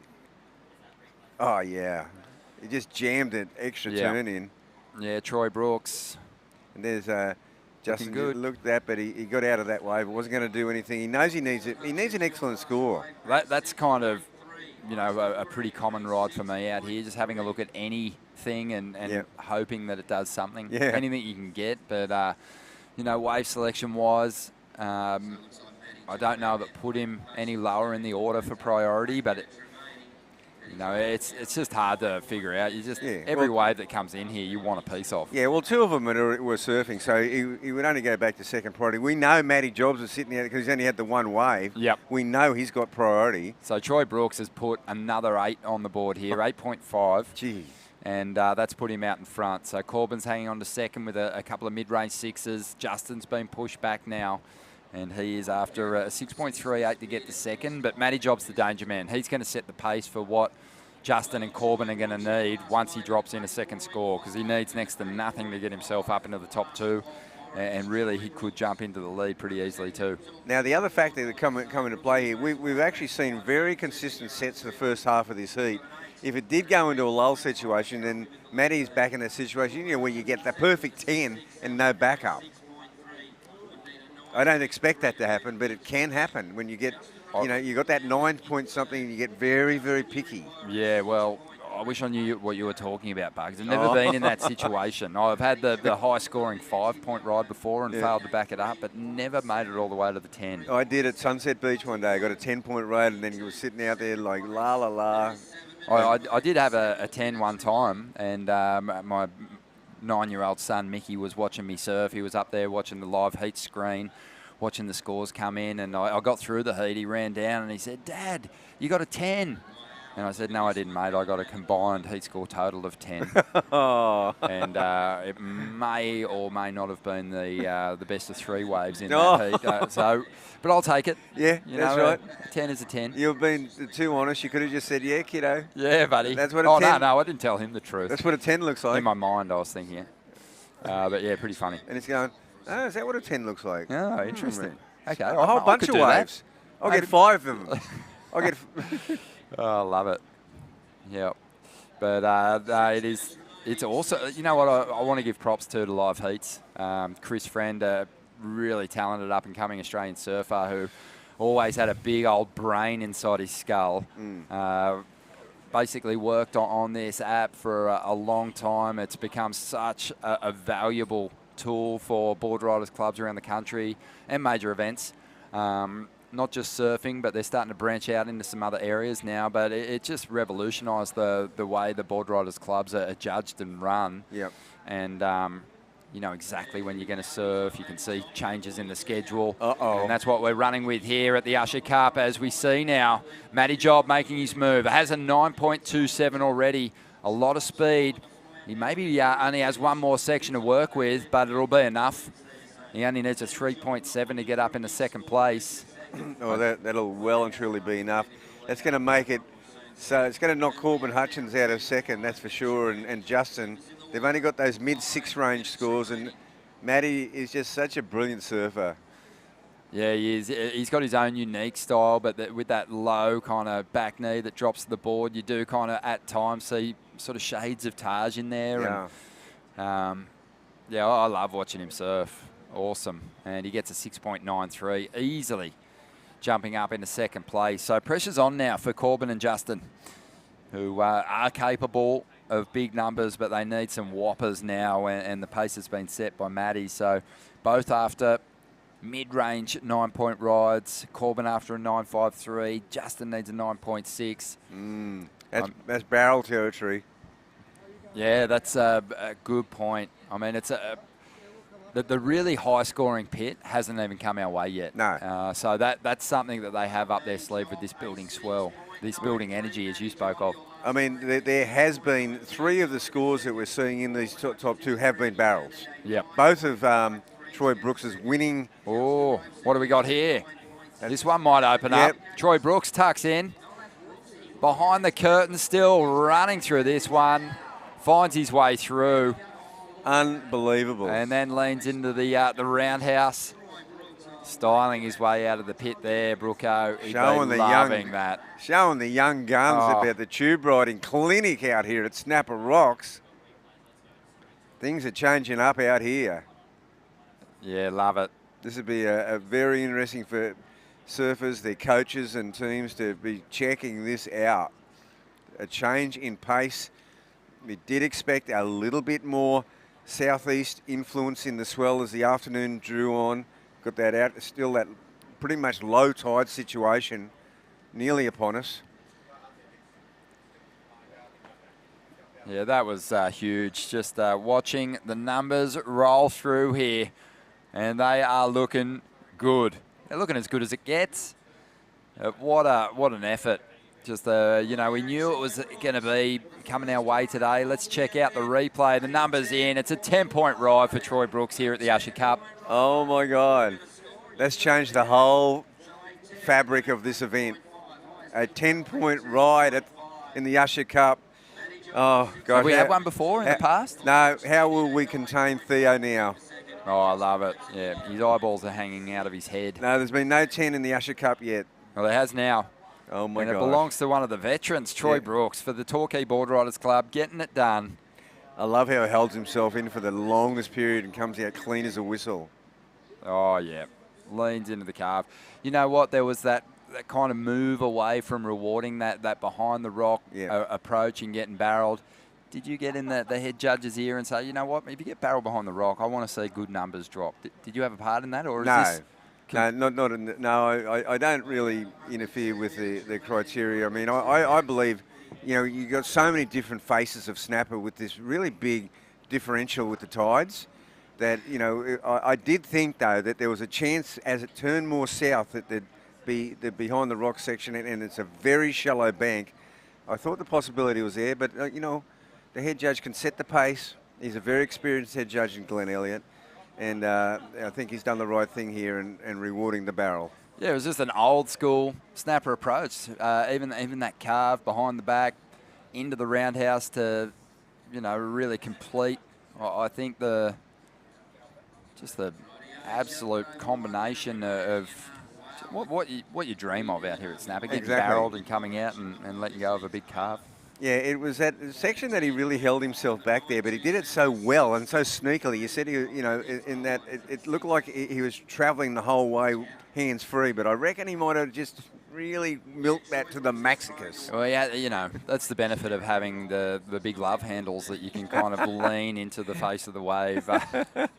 No, he's looking trim and healthy, he sure is, Troy. And, just that, the best in the world can do it. It's sort of like you can dig that arm in and almost kind of force the direction of your line into the face of the wave to maintain pace with the opening of the tube whilst keeping yourself behind the curtain for a longer period of time. That's right. Masterful. So that means really that, it's all about the battle for second place here. And it still is a monumental hurdle that Corbin and Justin have to overcome to get themselves through this heat. Yeah, nothing changes in that equation. Oh, hang on. Old Tricky's back to his old tricks. Careful, mate. Hey, the old hip joints aren't what they used to be. What a great performance. Troy Brooks, there he goes. Oh, well. Mate, he's still got it. It's a curtain call. He's still got it. That is just a highlight for all time. Well, he's got a big smile on his face too. Yeah, he's coming in centre stage. Yep. Latest surfer to be inducted as a life member to the Torquay Board Riders Club Hall of Fame, and hasn't he delivered? Well, that's a victory lap on the Hall of Fame. Yeah. I mean, put the board, bolt it to the wall, sign it. That's what I reckon. Up in the Torquay HQ. There it is again for you. 10-point ride for Troy Brooks. God, the Torquay Club, we'll have to check out how they're going. I think they're going pretty good. I'm just... one thing I'm a little baffled about is the fact that he's just walking up the beach. Yeah. Shouldn't he be getting chaired right now? Oh, exactly. His feet shouldn't touch dry sandbugs. Now that young surfer from Torquay, Will Droomer, oh my gosh, he's impressed me. Oh yeah, they're looking really good as they, see surfers progressing through the rounds here. That's awesome stuff. Oh, come on, Tapper, talk it up. Give him the Team chair. Torquay. He's appealing. Yeah, Troy Brooks and Matty Job dropping big numbers and getting themselves through. Oh, there you go. He is beaming. We're going to get him straight into the booth, I believe. I believe so. He's got every job in the world coming. Oh, look at him. Hey, signing babies, kissing foreheads. Yeah, he's a new MP for Torquay. Oh, so good. Just so fun. And, I think everyone could kind of get behind that performance. What a fantastic job. Unbelievable, man. Step on in. Troy Brooks, life member now of Torquay, and really validating that induction, mate. A 10-point ride. Just reading behind the rock beautifully. Congratulations, mate. What a performance. Well done. Thank you very much. I thought they were just being nice. You know, recognising a life member, and we better give him a singlet just to make him not feel so old, but that was fun. Mate, wow. you used to riding waves out here back in your day, competing on the championship tour. You'd come in a little short of breath, but how you going right now? You need a minute? One heat a day is about my standard, or maybe 2 surfs, but that's about it. Mate, that was so fun. I mean, Snapper Rocks, obviously relishing the opportunity to be out there with just a few other surfers, but a great heat too. Some pressure applied by the Groms early on, but Matty Job and yourself dropping big numbers throughout. Yeah, Matty got that 9.5. I was just too deep, sort of behind the rock, and I was like, wow, that's a bomb. And then he teed off on it, got barreled, and I was like, okay, that's the standard. And then So I luckily came back all right. that's what I want to ask you. When you went out there, did you think barrel fest, or was it because you had an 8.5 and an 8 to go with that 10? Well, I had 2 guys from the points. I had Corbin and Matty. Yeah. So I knew it'd be they're comfortable with rocks and all that sort of stuff. And So. Corbin gets deep barrels out here. Yeah, well, me and Corbin were like way behind on that Yeah. second rock for a bit of a Mexican standoff, and I'm like, I turned around to him and I said, we don't want to give these guys too much of a head start. And then we Oh, you cut try to it talk down. him back. You Talked talk him back. Oh my gosh. Mate, just chatting board riders clubs in general. I mean, you've had some real success competing as a surfer, but what did it mean to you to be honoured as a life member of the Torquay Board Riders Club? Oh, it's pretty special. I mean, you grow up in a community, a town, and a surf community like Torquay, and I watched all my idols from the town, the local heroes, get recognised, since I was 6 years old at the club, and then, at the ripe old age of 43 to get that recognition is, pretty special, and I was really honoured. Calbell Warren, model president and club champ, got it that night with me as well. So Oh, wow. it was a really cool day. Oh, that is so cool, man. And congratulations again on your 10-point ride. We're going to go let you catch your breath. No, but before you go, I want you to give me a bit of a heads up on this kid called Will Droomer, because he has impressed the heck out of me.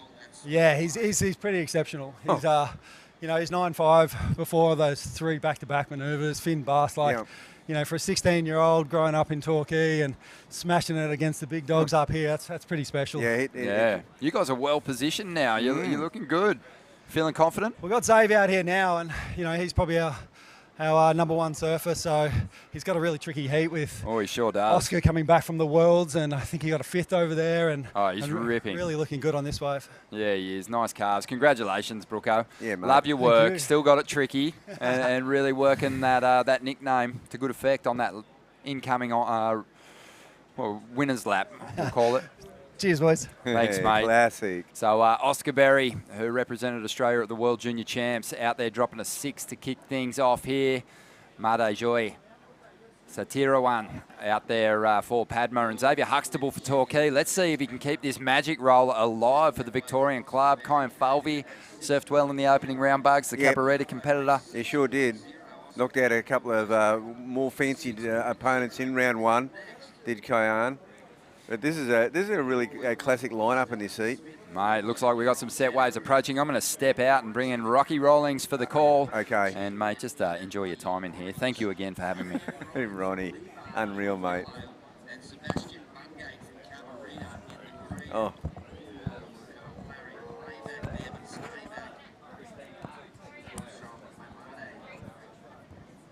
And there we see Xavier Huxtable, as Troy Brooks said, the number 1 seed from the Team Torquay, up and riding.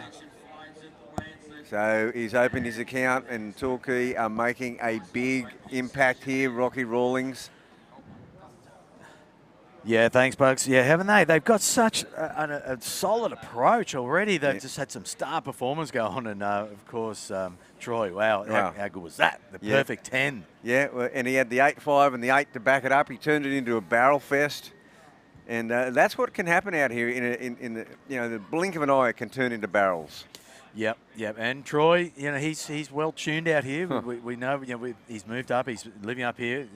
They've even though he's Torquay board riders, but we see him, and he's one of those guys when it is big, he's way in behind the rock there. Yep. I know that because I tried to take off on a wave and went over the falls and landed on him one time. There you go. That's my claim out there. So,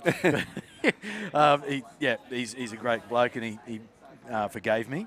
Yeah. But, you know, this is what he does. He just loves slotting in deep, and that was such a beautiful barrel. Oh, and he said that he was it was a Mexican standoff with Corbin Hutchins, and we know how deep Corbin goes here. And then at some point he went, hey, those Matty Jobs and those guys, we've got to head down there. And and I think he might have then got the inside. So a bit of a manoeuvre. Oh, the old dog, eh? Yeah. He still has a trick up his sleeve. He's Bloody got a lot tricky. of tricks, man. That's awesome. That was so good. Yeah, love it. No, well, and these conditions, you know, we were expecting it was going to come good. The southerly is now up, which is offshore here. Yes. And that's cleaning these walls up, and that's what we're expecting. Look at this aerial shot we're looking at. The boys out there pointing back to the barrels inside behind the rock there. So, yeah, bouncing off the bottom of the tide. It's 1 o'clock local time here. 1 p.m. at the low tide. It's a bit after, I think it's close to 1:30 or 2 o'clock. So we're going to be bouncing off the bottom of the tide for the next hour, and that's great. That's what snapper loves. And once we get that bit of push to Sarve, might get that extra bit of push of swell in. Yes.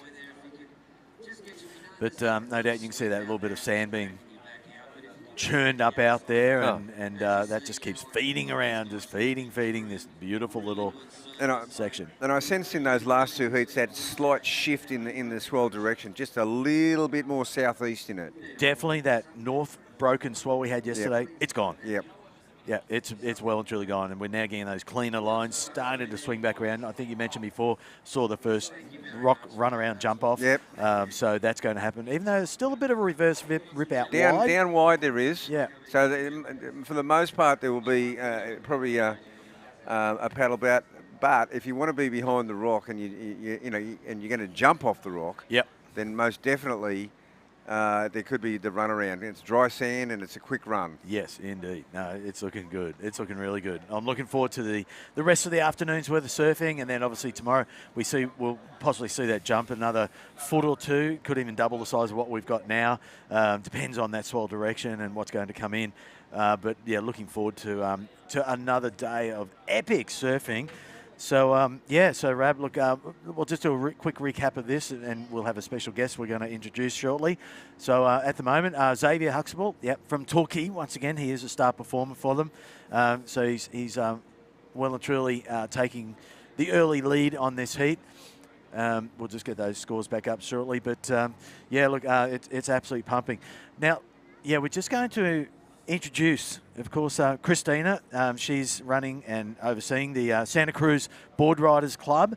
And Rab, I don't know if you guys met. So Wayne Rab Bartholomew, former world champion and legend, and Christina coming from Santa Cruz. You've put together a really good team and must have been stoked. You know, I think you're telling me you've only been running for a little while, or tell us a little bit of history about the Santa Cruz team. So this week is our 5-year anniversary of being a club. And so we, about half a decade ago, finally committed to kind of replicating what you all are doing over here. And the whole community was behind it. Our first meeting was huge. And on our first year, we had hundreds of people involved, like over 200 on our first year. That's awesome. Yeah. And for us, it was pretty special, like combining the east side and the west side together, all under one club. I know over here it's a little different, like each break is a different club, but for us we're all one town under the Board Riders Club. So yeah, it's pretty special. 5 years fast forward, and now we're over here celebrating with you all. And how was it with the call up when Rabbit and obviously Theo, you know, put this out as an international, the first international club event, and the call went out to you guys? I mean, tell us about that. How did that unfold? Oh, well, I've been talking with Rabs throughout the week. Okay. Like, we've been teary-eyed, like, throughout the week, just how unreal it is. When we got the invitation, it was, like, such a privilege and an honor to hear from you guys, and we've really been trying to replicate what you're doing, so to know that it's kind of, like, been recognized over here and to be able to take notes in person has been pretty special. That's epic. And Glenn, you know, just, you know, when it first went out there, like, because we didn't know if there'd be any interest in coming over here, and you know, I kind of knew that there was some amazing explosion of surfing, of clubs in America. And when it first happened, and I said to Theo, there are absolutely 3 clubs that have to come, and if they come, we're going to have an unbelievable event. Awesome. It was Huntington Beach, Santa Cruz, and San Clemente. Wow, and, okay. And they all said, yes straight away. Of course, San Clemente couldn't come in the end, but wow, it was such a buzz to know that Santa Cruz were coming. Yeah, well, you tried to get it started like decades ago over Well, there. we did, and then that's a classic story. Oh. Peter Townend, Sean Thompson, and I, Wow. in the 1970s, Well, yeah.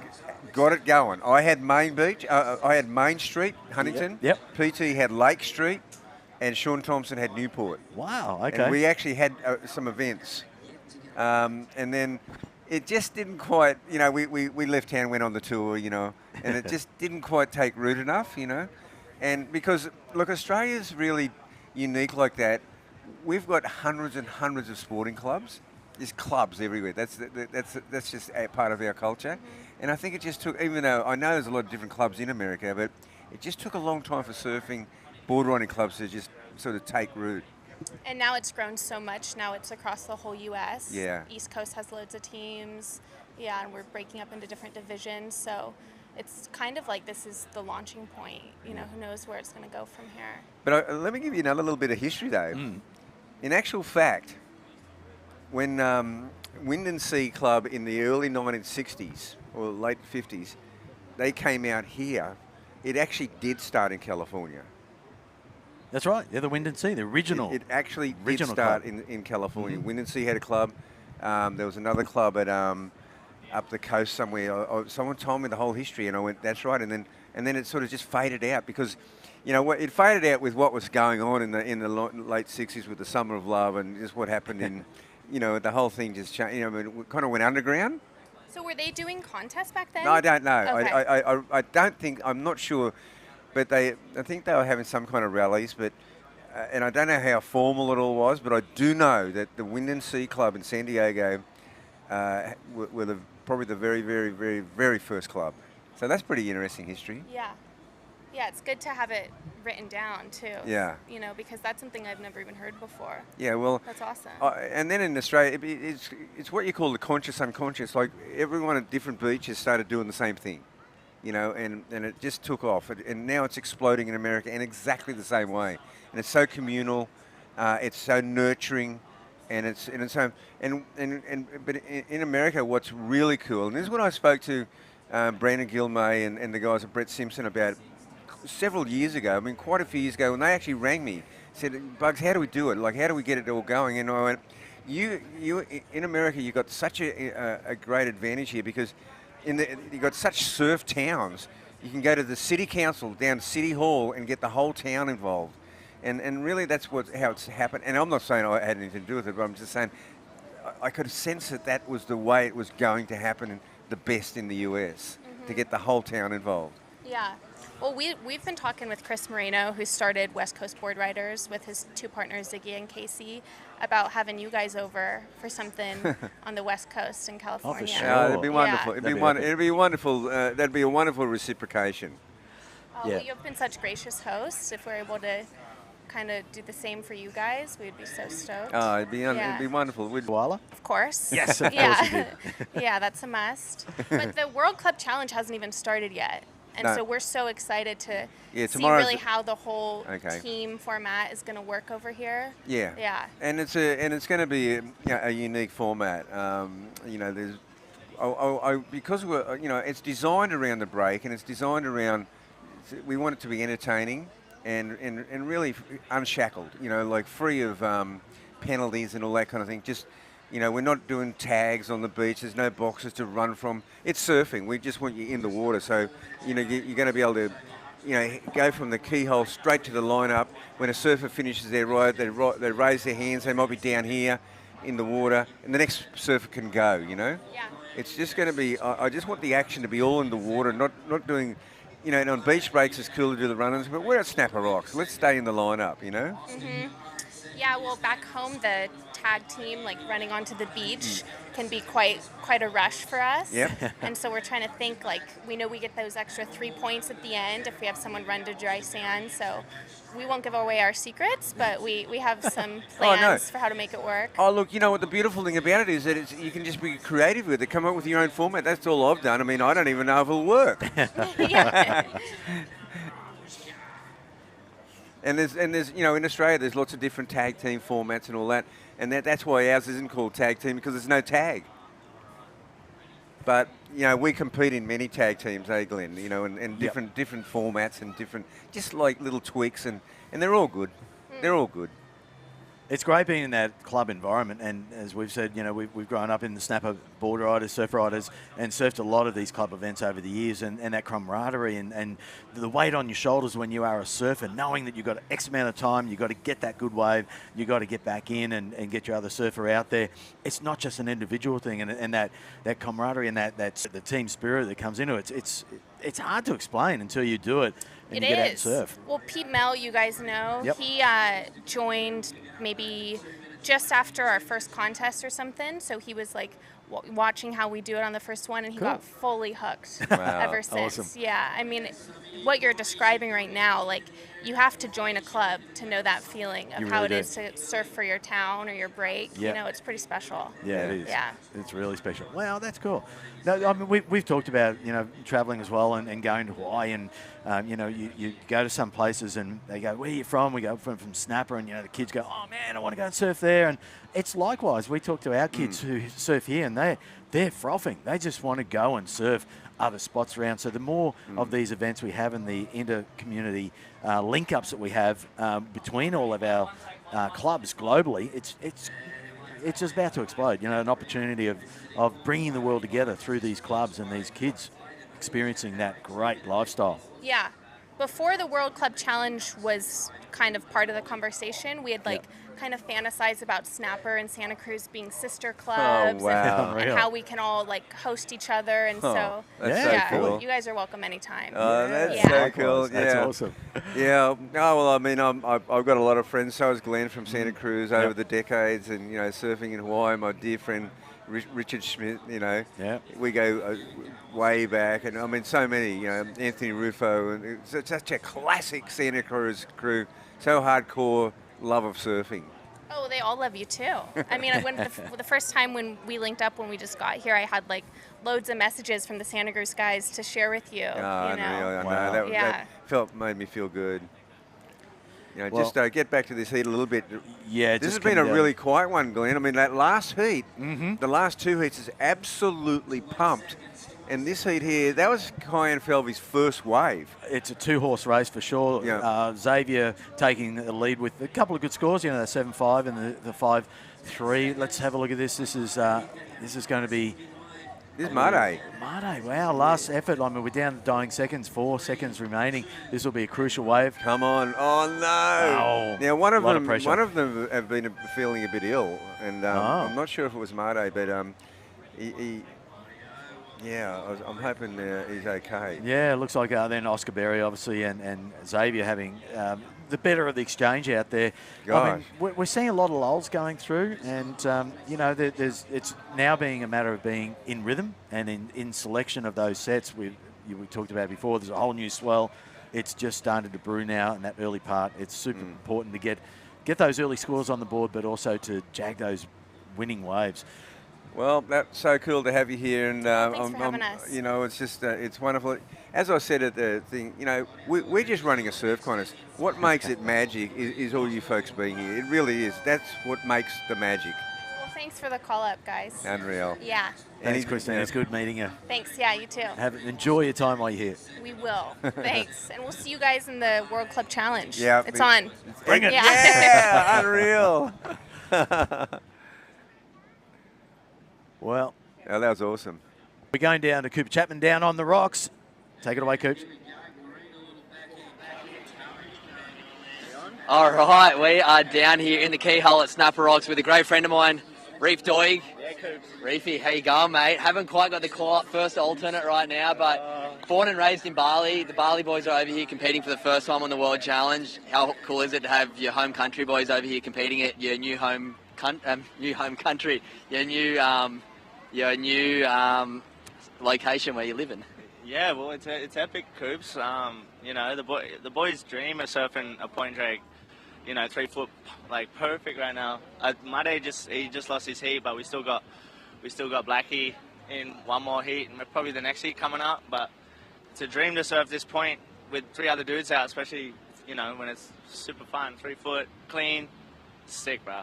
And man, you live here now. It's been changing all day. That tide's drawn all the way out. It's pretty wild. We're standing right here. The boys are about 15 metres away from us. What sort of things are you going to be telling your other Balinese mates coming up in the heats? Conditions are pretty tricky, but, I mean, it is pumping out there. What are the tips you're going to give them for out there today? Well, I won't tell you too many tips. We've got to keep that dark, but, you know, it's been a heat on, heat off sort of thing. It's been pretty slow, but, you know, I guess I just tell the boys to have fun and, you know, just enjoy. They've got nothing to lose. And, yeah, just enjoy and have, you know, go mad. Yeah, well, hopefully, not hopefully someone gets injured, but maybe someone will show up. They might have a bit of a car breakdown and not get a run, and you might get a run this afternoon. But action is coming in very hot right behind us. I'm going to throw it back to the guys in the booth because I'm sure there's some replays that you guys are going to really enjoy watching. Thanks, Doggy. Yeah, Coops. Love you, bro. Yay! Yeah, well done. Well done to Reef, and yeah, thanks, Coops, for bringing us up to date, getting us right into the action down there on the rocks at Snapper. Of course, yeah, we have had a number of waves being ridden. We've got Sebastian from Cabarita. He's in the green out there. Already posted a 3.67. Yeah, we got still scores coming for Benny Lawrenson's last one. So looking forward to just seeing this later. Hello to Eggy up there. Yeah. Haven't seen him for a while. Really good musician, really good goofy foot surfer too. He used to be down here, didn't he? He used to live down here for a while. We used to hang out, all of us. Yeah, he was the three goofies. Very much in amongst the Snapper Surf Riders Club, and he was. You know, he was an honorary member, and yeah, he and his band in the early days when we used to have the Straight Assault, they were a band that we kind of claimed as Snapper, and we won a few events up there, so they would always be playing. So it's almost we brought our whole entourage and band and everything. There was some big plays going on up there. I remember back in the day, Eggy playing at the Rum Jungle, right? Yes, he did. yeah. And it was all time. I know. We had such a good time. Yeah, I still have a jam with him here. You do. I used to get up there. Yeah. Anyway, you know, back to the lineup. Yeah. Rocky, Snapper is starting to show its teeth. It is. It's playful, you know. It's playful Snapper. It's not heavy by any means. Not yet. Not yet, but No. it's playful. But I was just watching from home and I saw a set and I'm like, whoa, that looks like Snapper. So it's a good thing the tide's gone out. Well, and we've got someone that's just joined us in the booth, and it's a good friend of mine, Nathan Hedge. Hello, Hog Dog. Hello, boys. How are you? Rocky? How you going, mate? Good, man. Good spot, the front row seat, eh? How good's this? Welcome to the Rocky and Bullwinkle show. Yeah, boys. Waves look good. It's cleaned up, hasn't it? Yeah. That the wobble's gone from the morning, like they call in Hawaii. The morning sickness is gone. Yep. And I've seen the levels going through the roof. Hey, what about Baruko? I know. Hey? I saw that How way good was from that? home. I saw that way from my kitchen. I was Did you? like, yeah. It was super clean. It was so amazing. I mean, he's always done, his nickname was Tricky Troy when he was on the tour, so he's always done these things that just blow your mind. And he's lived up to the name. He hasn't missed a beat. He said he reckons he had a sore back the last little while, and I'm just starting to call, you know, I don't know about that. Old Tricky Troy. Just he's throwing Houdini in the pit. Took at the pit, look at this. Oh, here we go, nice and deep on his backhand. Sick wow, he's little deep, he's climb, coming mate. out. No problem. Oh, yeah. Oh, yeah, there we go. That was a beautiful ride. Is that Seb? Well, Yep, Sebastian. Seb from Cabba. It is. Wow, well, he knows to ride. He's a he good knows kid how too. to ride the barrel.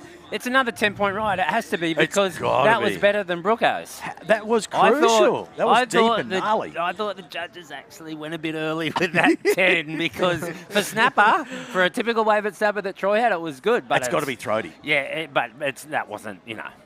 I mean, it was a 10, but no, that's what I mean. That's wave. small. Yeah, that was Backslide too, maybe a on. little more technical. Yes, I don't definitely know. not. The drop was sick. Let's see that replay. So I mean, I think probably Troy would agree with you. It was probably generous for a 10 on his 9.5. waves. What? 9.5. The judges have gone backwards. Oh, here it you is. go. Or maybe not as deep. Let's see. He took a bit to get in it too. Yeah, maybe not as deep. Actually, It hang went on. No, judges are right. I'm wrong. There you go. Sorry, Brooker. If you're watching the webcast, not as deep. I just got excited, I guess, because he's a goofy footer. Yeah, I'm with you. It was technical. It was tricky. It was definitely difficult. You're all with me. You know Yeah, what I else am. too? I mean, it couldn't have happened to a nicer kid. This guy, Seb, he's such a genuine, grounded good fine young man. Got a lot of time for Seb? Well, if things stay correct, we're going to see a lot better ways than that. And, when this tide pushes in, hopefully the swell comes in with it. And the bank is white so thing off, good. man. It's just Harry. Who's in yellow? Harry O. He's been on fire too. Check Harry out. Not much on the end of that one, but he's been firing up, Harry. Like the level of surfing. Now we're in the second round. Wow, the seeded surfers coming up against these other surfers who have qualified through the early rounds. But Harry O'Brien, he's just from La Barre down Ballina away. He's definitely. They know how to push it down there. They know how to surf hard. Those guys are tough as nails down there. There's all like the end section on Lennox Point too, hey, in some regards, when it hits the sand and rifles off some of them, and be too foreign, he'd know this. No, yeah, this sort it of would get delay. On there, Almost thought he was going to pull in there, but it wasn't thick enough. Didn't let him get the too wide of the bank. Yeah. But I want them to get back there. It's time now to get deeper. I know there's going to be some sets that are going to drain from way back there, and we could see another excellent score, 10 points. They're out there. There'll be some coming through. And Hog, how you been? I know you're on the webcast earlier, but I haven't seen you yet. We can have a chat right here on the broadcast. Little tiny wave inside there, but yeah, you've moved. You've moved away on us. You've moved from Pottsville. Yeah, mate. Another adventure, different location. My little girl starts school, Marimbula. Marimbula. Yeah, down the far south coast. It's gorgeous. There's a sick left sandbar too. It's kind of like reverse of this, and who knows if my little daughter's going to end up wanting to surf or not, but it's definitely there on offer, and she's a little goofy footer, so sometimes, you just get blessed with these opportunities, and that's the way we're looking at it. So we get to witness and experience another beautiful part of Australia, my mum and brother still live up here, so I can always fly up and say good day and connect with the crew, and I feel like my tribe's here, like, all you guys from the tour and sort of my family and that, but my little daughter Summer's there, and so she's everything to me. So we're there running amok together. You're such a good dad. Yeah, we're going good. I wouldn't expect anything less from you. How is the bar at Marimbula? How's the bank? Oh, it's sick. And I used to hear the stories. Right now, it's good. Yeah, it's good. Wow. And I used to hear of back in the day before all your guys' generation used to get flights down to Bells, like Simon Anderson and the good old boys and the guys from Hawaii.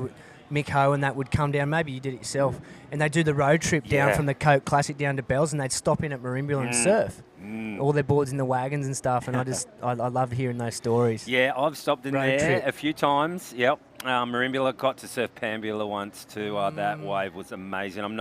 That river mouth there. Someone told me the bank's not like it used to be, but back in the day, definitely one of the best waves in the world. Yeah, apparently, MP used to spend a bit of time down there and really kind of had a little, really good connection with I've heard those stories. Yep. We just got chicken skin. Look, I've heard a story about MP Pambula. There's a few stories about MP down there. Apparently the farmlands and stuff, it's changed a little bit. The wave isn't what it used to be, but that's like everywhere. The good old boys, not like the 70s, not like the 80s. Should have been here back in the day before leg ropes. We used to wear footy jerseys for weddies. Am I one of those guys now? You're not. No. Oh, look at yellow. I'm getting a bit excited here. Hey, when are you surfing? I'm surfing in about an hour and a half. Oh, nice. Right. Oh. Harry O. Oh, that was good timing off the lip, but it kind of put him to side for the bonus section. You're going to go way back there, Hog, or you're going to stay a bit wide? What are you going to do? I'll probably do our ock. Here we go, behind the rock. Oh, behind there. He's not. Oh, he's a kickstall. Kickstall barrel. He wasn't far back, though. They're still sitting a bit wide. Like, you could be way deeper. It's come a bit more south, has it, Ock? Yeah, it has. Yeah, it has. The south component has definitely entered the lineup. Look at this. It's kind of washed away that north swell right now. No north swell now. It's all south. Look at it. Winding it all out. Oh, my goodness. Wow, and behind this, we haven't seen it on screen, but there's definitely solid sets coming through. Here we go off the wall. A long inside section about to line up. He's gone the halfway back out. Yeah. Right in front of the judges down here. There's still so much meat on the bone. Let's just see what he gets on this. Harry O'Brien, big snap off the top. Going through the little Marley section, so right down like that'll 100 be an metres interesting away. score, eh? See, because he did take off halfway up the lineup, but still had good wall. Major turn. Definitely a couple of different ways to skin the cat. That's going to be a good score wide for sure.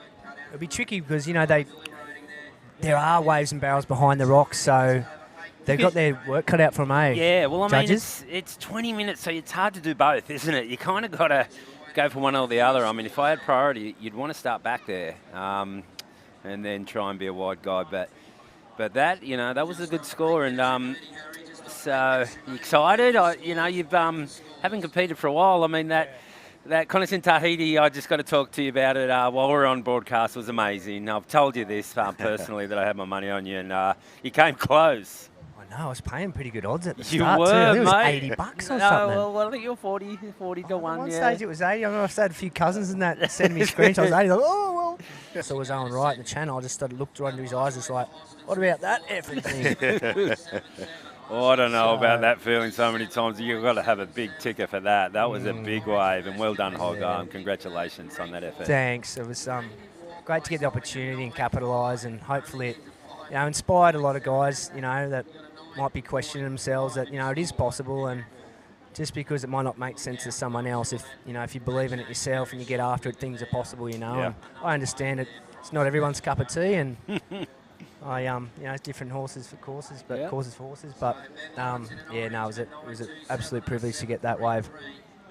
Yeah, you gave us a stoke, mate. You gave us a stoke, that's for sure. And all us Goofy footers, we were stoked to watch it. I was jumping up and down on the couch, that's for sure. Oh, my goodness. It was epic. What about Benny? Yeah, look at this. Look at Benny Lauritsen. So big scores here going down. Ben, he's posted that massive 9.27 and backed up that earlier wave of his 7.33. So he's taken the lead. Harry O'Brien, though, he's also been on fire. There's been big scores going down here, isn't there? Massive scores because Sebastian, he is in fourth and he's had that 9.5. 9.5? Oh, my goodness. How can that happen? You do not want to lose with a 9.5. I mean, I heard him talking earlier in the broadcast that to all of us that, in heats, we've done it before, haven't we, Hog Dog? Had that high score and not had a backup and not get through. It's the worst feeling because after, that when you get that score early in a heat, all your nerves and everything that you might have had have gone. You're like, sweet, I'm safe. This is, going to be a piece of cake. And then if you come out of that heat and it didn't happen, you are ropeable. Oh, you're that dirty, eh? You just got to get the backup, not panic. But there's so much opportunity wide. He's got the highest heat score. He's probably not freaking out yet, right? But the other guys haven't been too shabby. I mean, we're talking 7s and 8s for second for Harry O, and then Austin's got himself a 7.77 with a 5.83. So he's got the scenario where it can happen. He can't. Here he goes. This is Harry O. Not him. He must have priority, doesn't he? He must have priority. He's sitting there. He's in a good spot. He's not too deep. He's heard up. Going up deeper. Yeah, but right now it's too risky. If you go that deep, I mean, there's it's 6 to 4 or something that you're going to make that wave. You don't want to have that risk. You want to sit nice and wide. Make sure you get the good one and surf it, and you'll be fine. Especially with 4 minutes to go, because there's so many opportunities. We're going to just throw down to Cooper Chapman down on the rocks there. Coops, take it away, mate. All right, good day, guys. I'm down here at the trophy table. On Sunday, we're going to be giving away all of these things. Men's trophies over here, women's trophies over that side, but the one that's the most important one is this beautifully sculptured Usher Cup trophy. We've got Angari on there, we've got Snapper Rocks on there, and we're going to have a new club, or potentially maybe one of the two clubs have already taken it out, but I tell you what, we have got an action-packed field of competitors. Right now, I think this might be the best heat of the day in the water. We've seen 9s go down, we've seen 8s go down, and I tell you what, every surfer out there right now would love to win one of these trophies, but I think on the end of the weekend, the trophy that's really going to matter is this big Usher Cups team challenge. So stick around for the weekend, it's going to be good fun. Awesome, thanks, Coops. Yep, great rundown on, of course, the last couple of years, some big challenges going down, and this one, the biggest year so far with international clubs in play. Some amazing surfing going down. The swell building, look at this out the back. Going for the pit again. Got to come out, otherwise it's dangerous for him. That was such. He had to do that. He had to pick that line because, there was no going around it. He had to thread that thing, and he didn't make it. Oh no, he's in trouble. Well, we're seeing that wind, starting to see some white caps out the back there. We saw the flags flapping there earlier, so we've got that. Tell us what's going on with it, man. 30 kilometre southerlies tonight. So that's going to give us that building swell. So we could rock up tomorrow. It could be double the size, nice offshore winds in the morning. But this is what we wanted. It's playing perfectly into our hands. The wind, you said it before. This reminds me of an event that the Quickie Pro had once. So it was Bruce Irons in a heat. They had a leftover junky north swell. The wind howled, turned south, and this groundswell came with it. And he was getting so pitted, and then that whole event just pumped.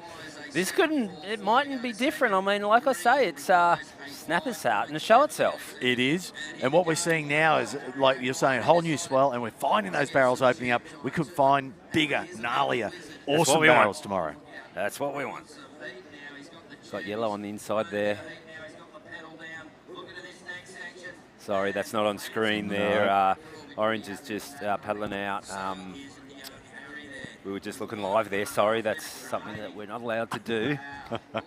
and I always do it, sorry. But anyway, there's not much time left, boys. 1 minute 20 to go. 1 minute. And what does green need?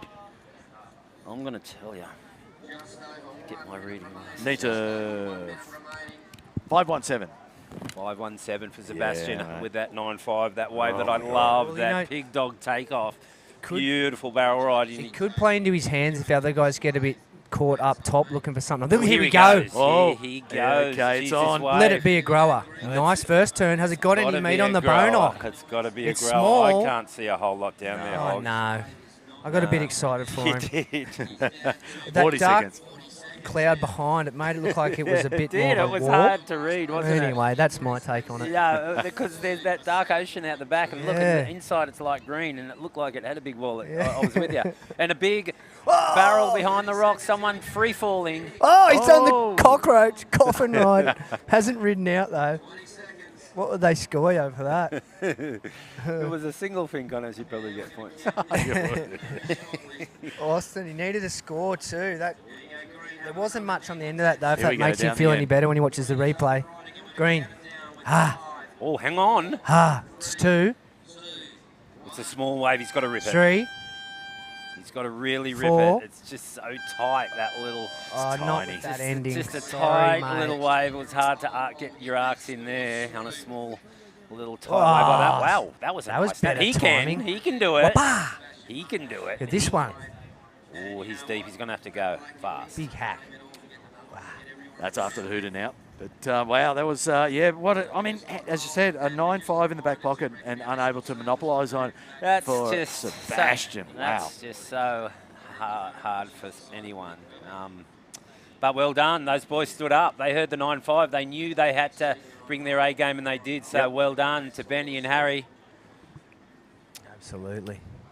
And we'll give him the heads up, as we said. Benny Lawrenson, he's been improving his surfing. Noosa represented surfer, and Eggy, he texted me early and said, keep an eye out for this boy.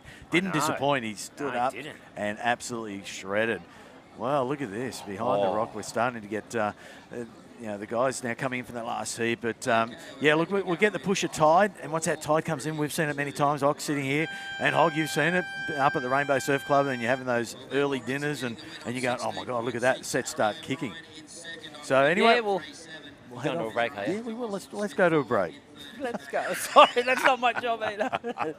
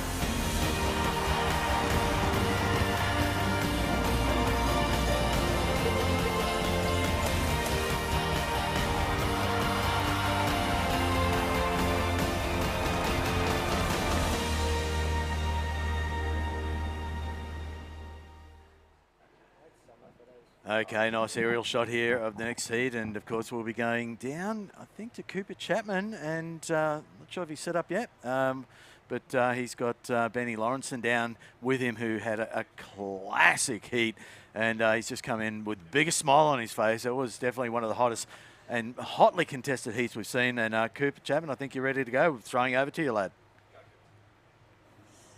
All right, I'm down here with the last heat winner, Benny Lawrenson. No stranger to a right-hand point break from up at Noosa. Mate, how fun was that? Oh, it was awesome. Got to score some sick waves with the boys. Uncrowded snapper. So it's so fun. What you dream of as a surfer. I tell you what, that heat was absolutely stacked. Dropped a 9-point ride, a 7-point ride. How good does it feel getting to open up on a few pretty nice waves? Yeah, I was frothing to get that one set. I got pretty worried when the boys got some pretty big scores. Just sat with my priority and tried to pick a good one. So it's pretty nerve-wracking letting that first one go that Austin got. But I think I made the right call. Yeah, absolutely. You definitely did. Up behind the rock now, it's looking pretty shallow. You surfed pretty much right at the bottom of the tide. Was it hard to kind of adjust? Because you saw this morning that high tide, the conditions have changed all day, and it's about as good as it gets right now for this size. Was the tactics going into it when you saw the other guys get some big scores to stick to your own game plan? Yeah, just try to be patient. Get on the two best waves. Normally the game plan every heat, but yeah, just stay consistent. Don't try to push anything. So yeah. Absolutely, man. Well, we're going to be seeing you all day tomorrow in both the World Club Challenge and the individual men's. Mate, looking forward to catching up, and I think we've got you in our heat, North Narrabeen, so I'll see you out there tomorrow morning. Thanks, mate. Cheers, Coop. All right. Thanks, Coops. Yeah, great interview, and obviously Benny Lawrence, I'm going to keep an eye on that, lad. Just also another guy to keep an eye on, just that last wave we saw, Eric Robinson. We'll look at replay there from Maui. Yeah, big, powerful, drawn-out backhand approach as he makes his way back out. There, the aerial shot of him in the pink. He'll be loving this. Here we go. Here's the replay. Oh, no, this is actually yellow. This is, Dexter. No, yeah. Dexter, just a Sorry, full... this is Gabe from Kira. In no, yellow. we got yellow up and riding, yep. We'll wait for that replay for Eric. Here it is. Now, yeah, coming in from that outer peak section, but watch him unleash as he winds on down the wall there. Love this aerial vision. You can see how ruler straight that bank is and how shallow that sand is. There's literally wave offloads right on the sandbar. And, yeah, you'll be happy with that opening ride. A 6.67 there for the Maui surfer, Eric Robinson. Got the nice close on it, 3 or 4 turns. Great way just to settle the nerves, get your groove on, get back out. Probably, you know, maybe sniff one wide. Yeah, we still got to get rid of that wide bank from that kind of big swell we had. We've still got sand over there, so it's not going to be like, you know, if it is 6 foot, 4 to 6 foot, it won't. It'll only go to Little Marley because we've got that kind of clump of sand out there. But look, if you're deep, though, well, you're going to get these. Pit. Nice tube, nice tube. Wow. And a nice snap there. The Padma boys. Yeah, welcome to Snapper. Wow. And who's this? Go. Oh, it's one-legged, Gabe Lee. A little drag the leg. Oh, come on, hammer time. Oh. Get some different surfing right there. Yeah, some different lines, eh?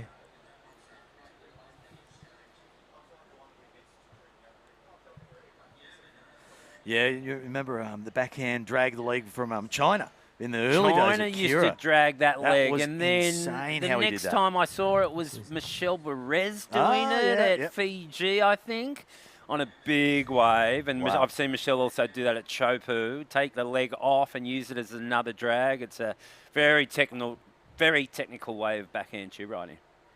That's a pretty nice snap right there for Orange. Out of the pit, snap, and then the finishing turn too. And then that look, the one leg off.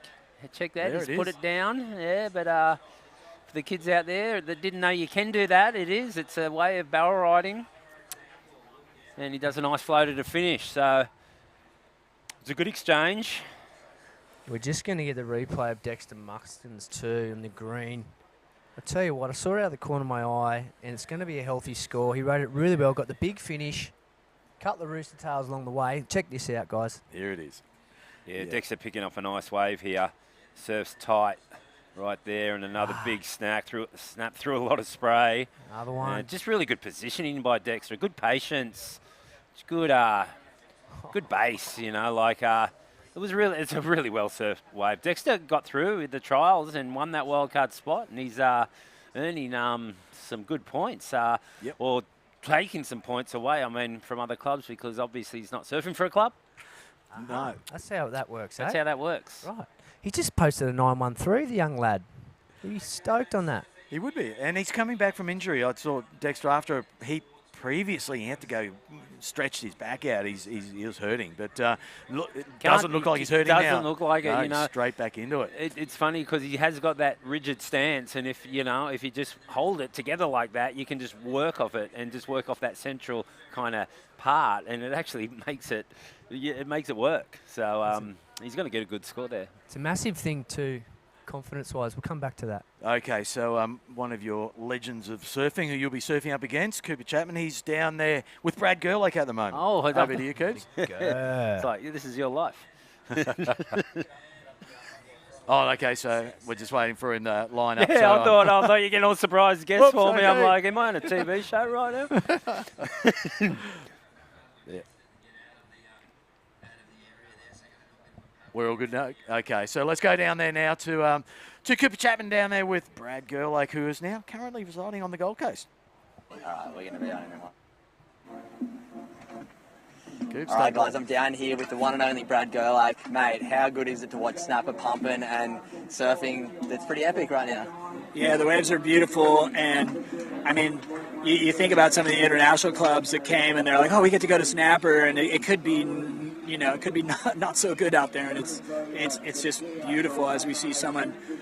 Wow, the waves are so good. It's good karma, maybe because of the charity, all the charities and helping people, and so yeah, maybe that's the rabbit's got good luck too. You do good things, you hope. Good things come for all, so. Absolutely, and the waves today have just turned it on, and you're down here supporting Huntington Beach. You were just telling me you went to school at Huntington. How cool is it for someone like you who's travelled the world, been so deep into surf culture your whole life, to see this board riders thing become an international event? It's the first of its kind. How cool is it for you to see that this board rider thing that you would have seen now living in Australia for quite some time? You said you're in Burleigh Board Riders. How cool is it to see the international guys come over and get a taste of this board rider communities? Yeah, I think it's a natural thing for surfing because while you can go surfing by yourself, and it is one of the benefits of surfing, you're like, hey, I just need to, you can go by yourself and you can be introspective and have a real good communication with the ocean and all that stuff. Most of the time you want to be going surfing with friends, and then you maybe meet your best friends while you're surfing, and you plan things to go on trips and stuff together. It's a very family-oriented sport, art, cosmic thing. So to see a welcome to internet people coming and being welcomed and stuff like that, it's really what humans need. They need to interact with each other about something that they love with all their heart. Surfing. I mean, I'm going to be 57 this year, and I started when I was 10, and I'm just like, oh, look at that little left. Right out here, really. But yeah, The froth never goes away, and I tell you what, the next couple of days there's going to be plenty of froth. We've got the first ever World Club Challenge coming up tomorrow. New format. It's going to be pretty fun. And yeah, I'm looking forward to the weekend. You're going to be down here supporting everyone? Yeah, I'll be here tomorrow supporting HB and Burleigh, and then I'm lucky enough that I hope it's still good on Sunday because they invited me to catch a couple of waves out there in the Masters with some of my favorite surfers, Mark Akalupo, Parco, Dingo. Yeah, just, I mean, that's such a bonus. I'm so honored and flattered that I got invited. Well, mate, I'm honoured and flattered that I got to chat to you right now. Having you down here at Snapper Rocks is so special, and yeah, I can't wait for the weekend. Looking forward to watching you on Sunday. Well, I just want to say, and you're doing some great work, Cooper, really helping people, and that's really admirable. So good on you, buddy. Appreciate it, mate. Thanks for coming on. Sure. Yeah, bro. Thanks, man. That was fun. Okay. Yep. Thank you, Cooper Chapman. Thanks for that, and great to see Ger. Residing now at Burleigh, and as we said, he's in the Burleigh club. But yeah, what a great bloke. He's a good man. He's a good man. Yeah. Very articulate, very smart. And he's doing some great coaching too. So You know, and he's still surfing good. I actually had a final with him just recently in the single fin festival there at Burleigh. He done a couple of nice carves on a single fin, so I'm looking forward to getting out there with him. He's a good man. No, he's good. And now just there's been plenty of action while that interview was going on. We saw Eric Robertson post that last wave of his at 6.93, keeping it very consistent out there, and he's nudged himself up into the lead. But look how close those scores are. Of course, our Indonesian surfer in the orange, Nyoman, he is currently in second position. Not a big gap there between those two. And Dexter, well, he had that 9.13 Dexter. That was that last wave, that big one that we saw, absolutely unleashed on his. So he's well and truly in striking distance. Got to get rid of that lower score, that 3.17. But just offloading once again, Eric.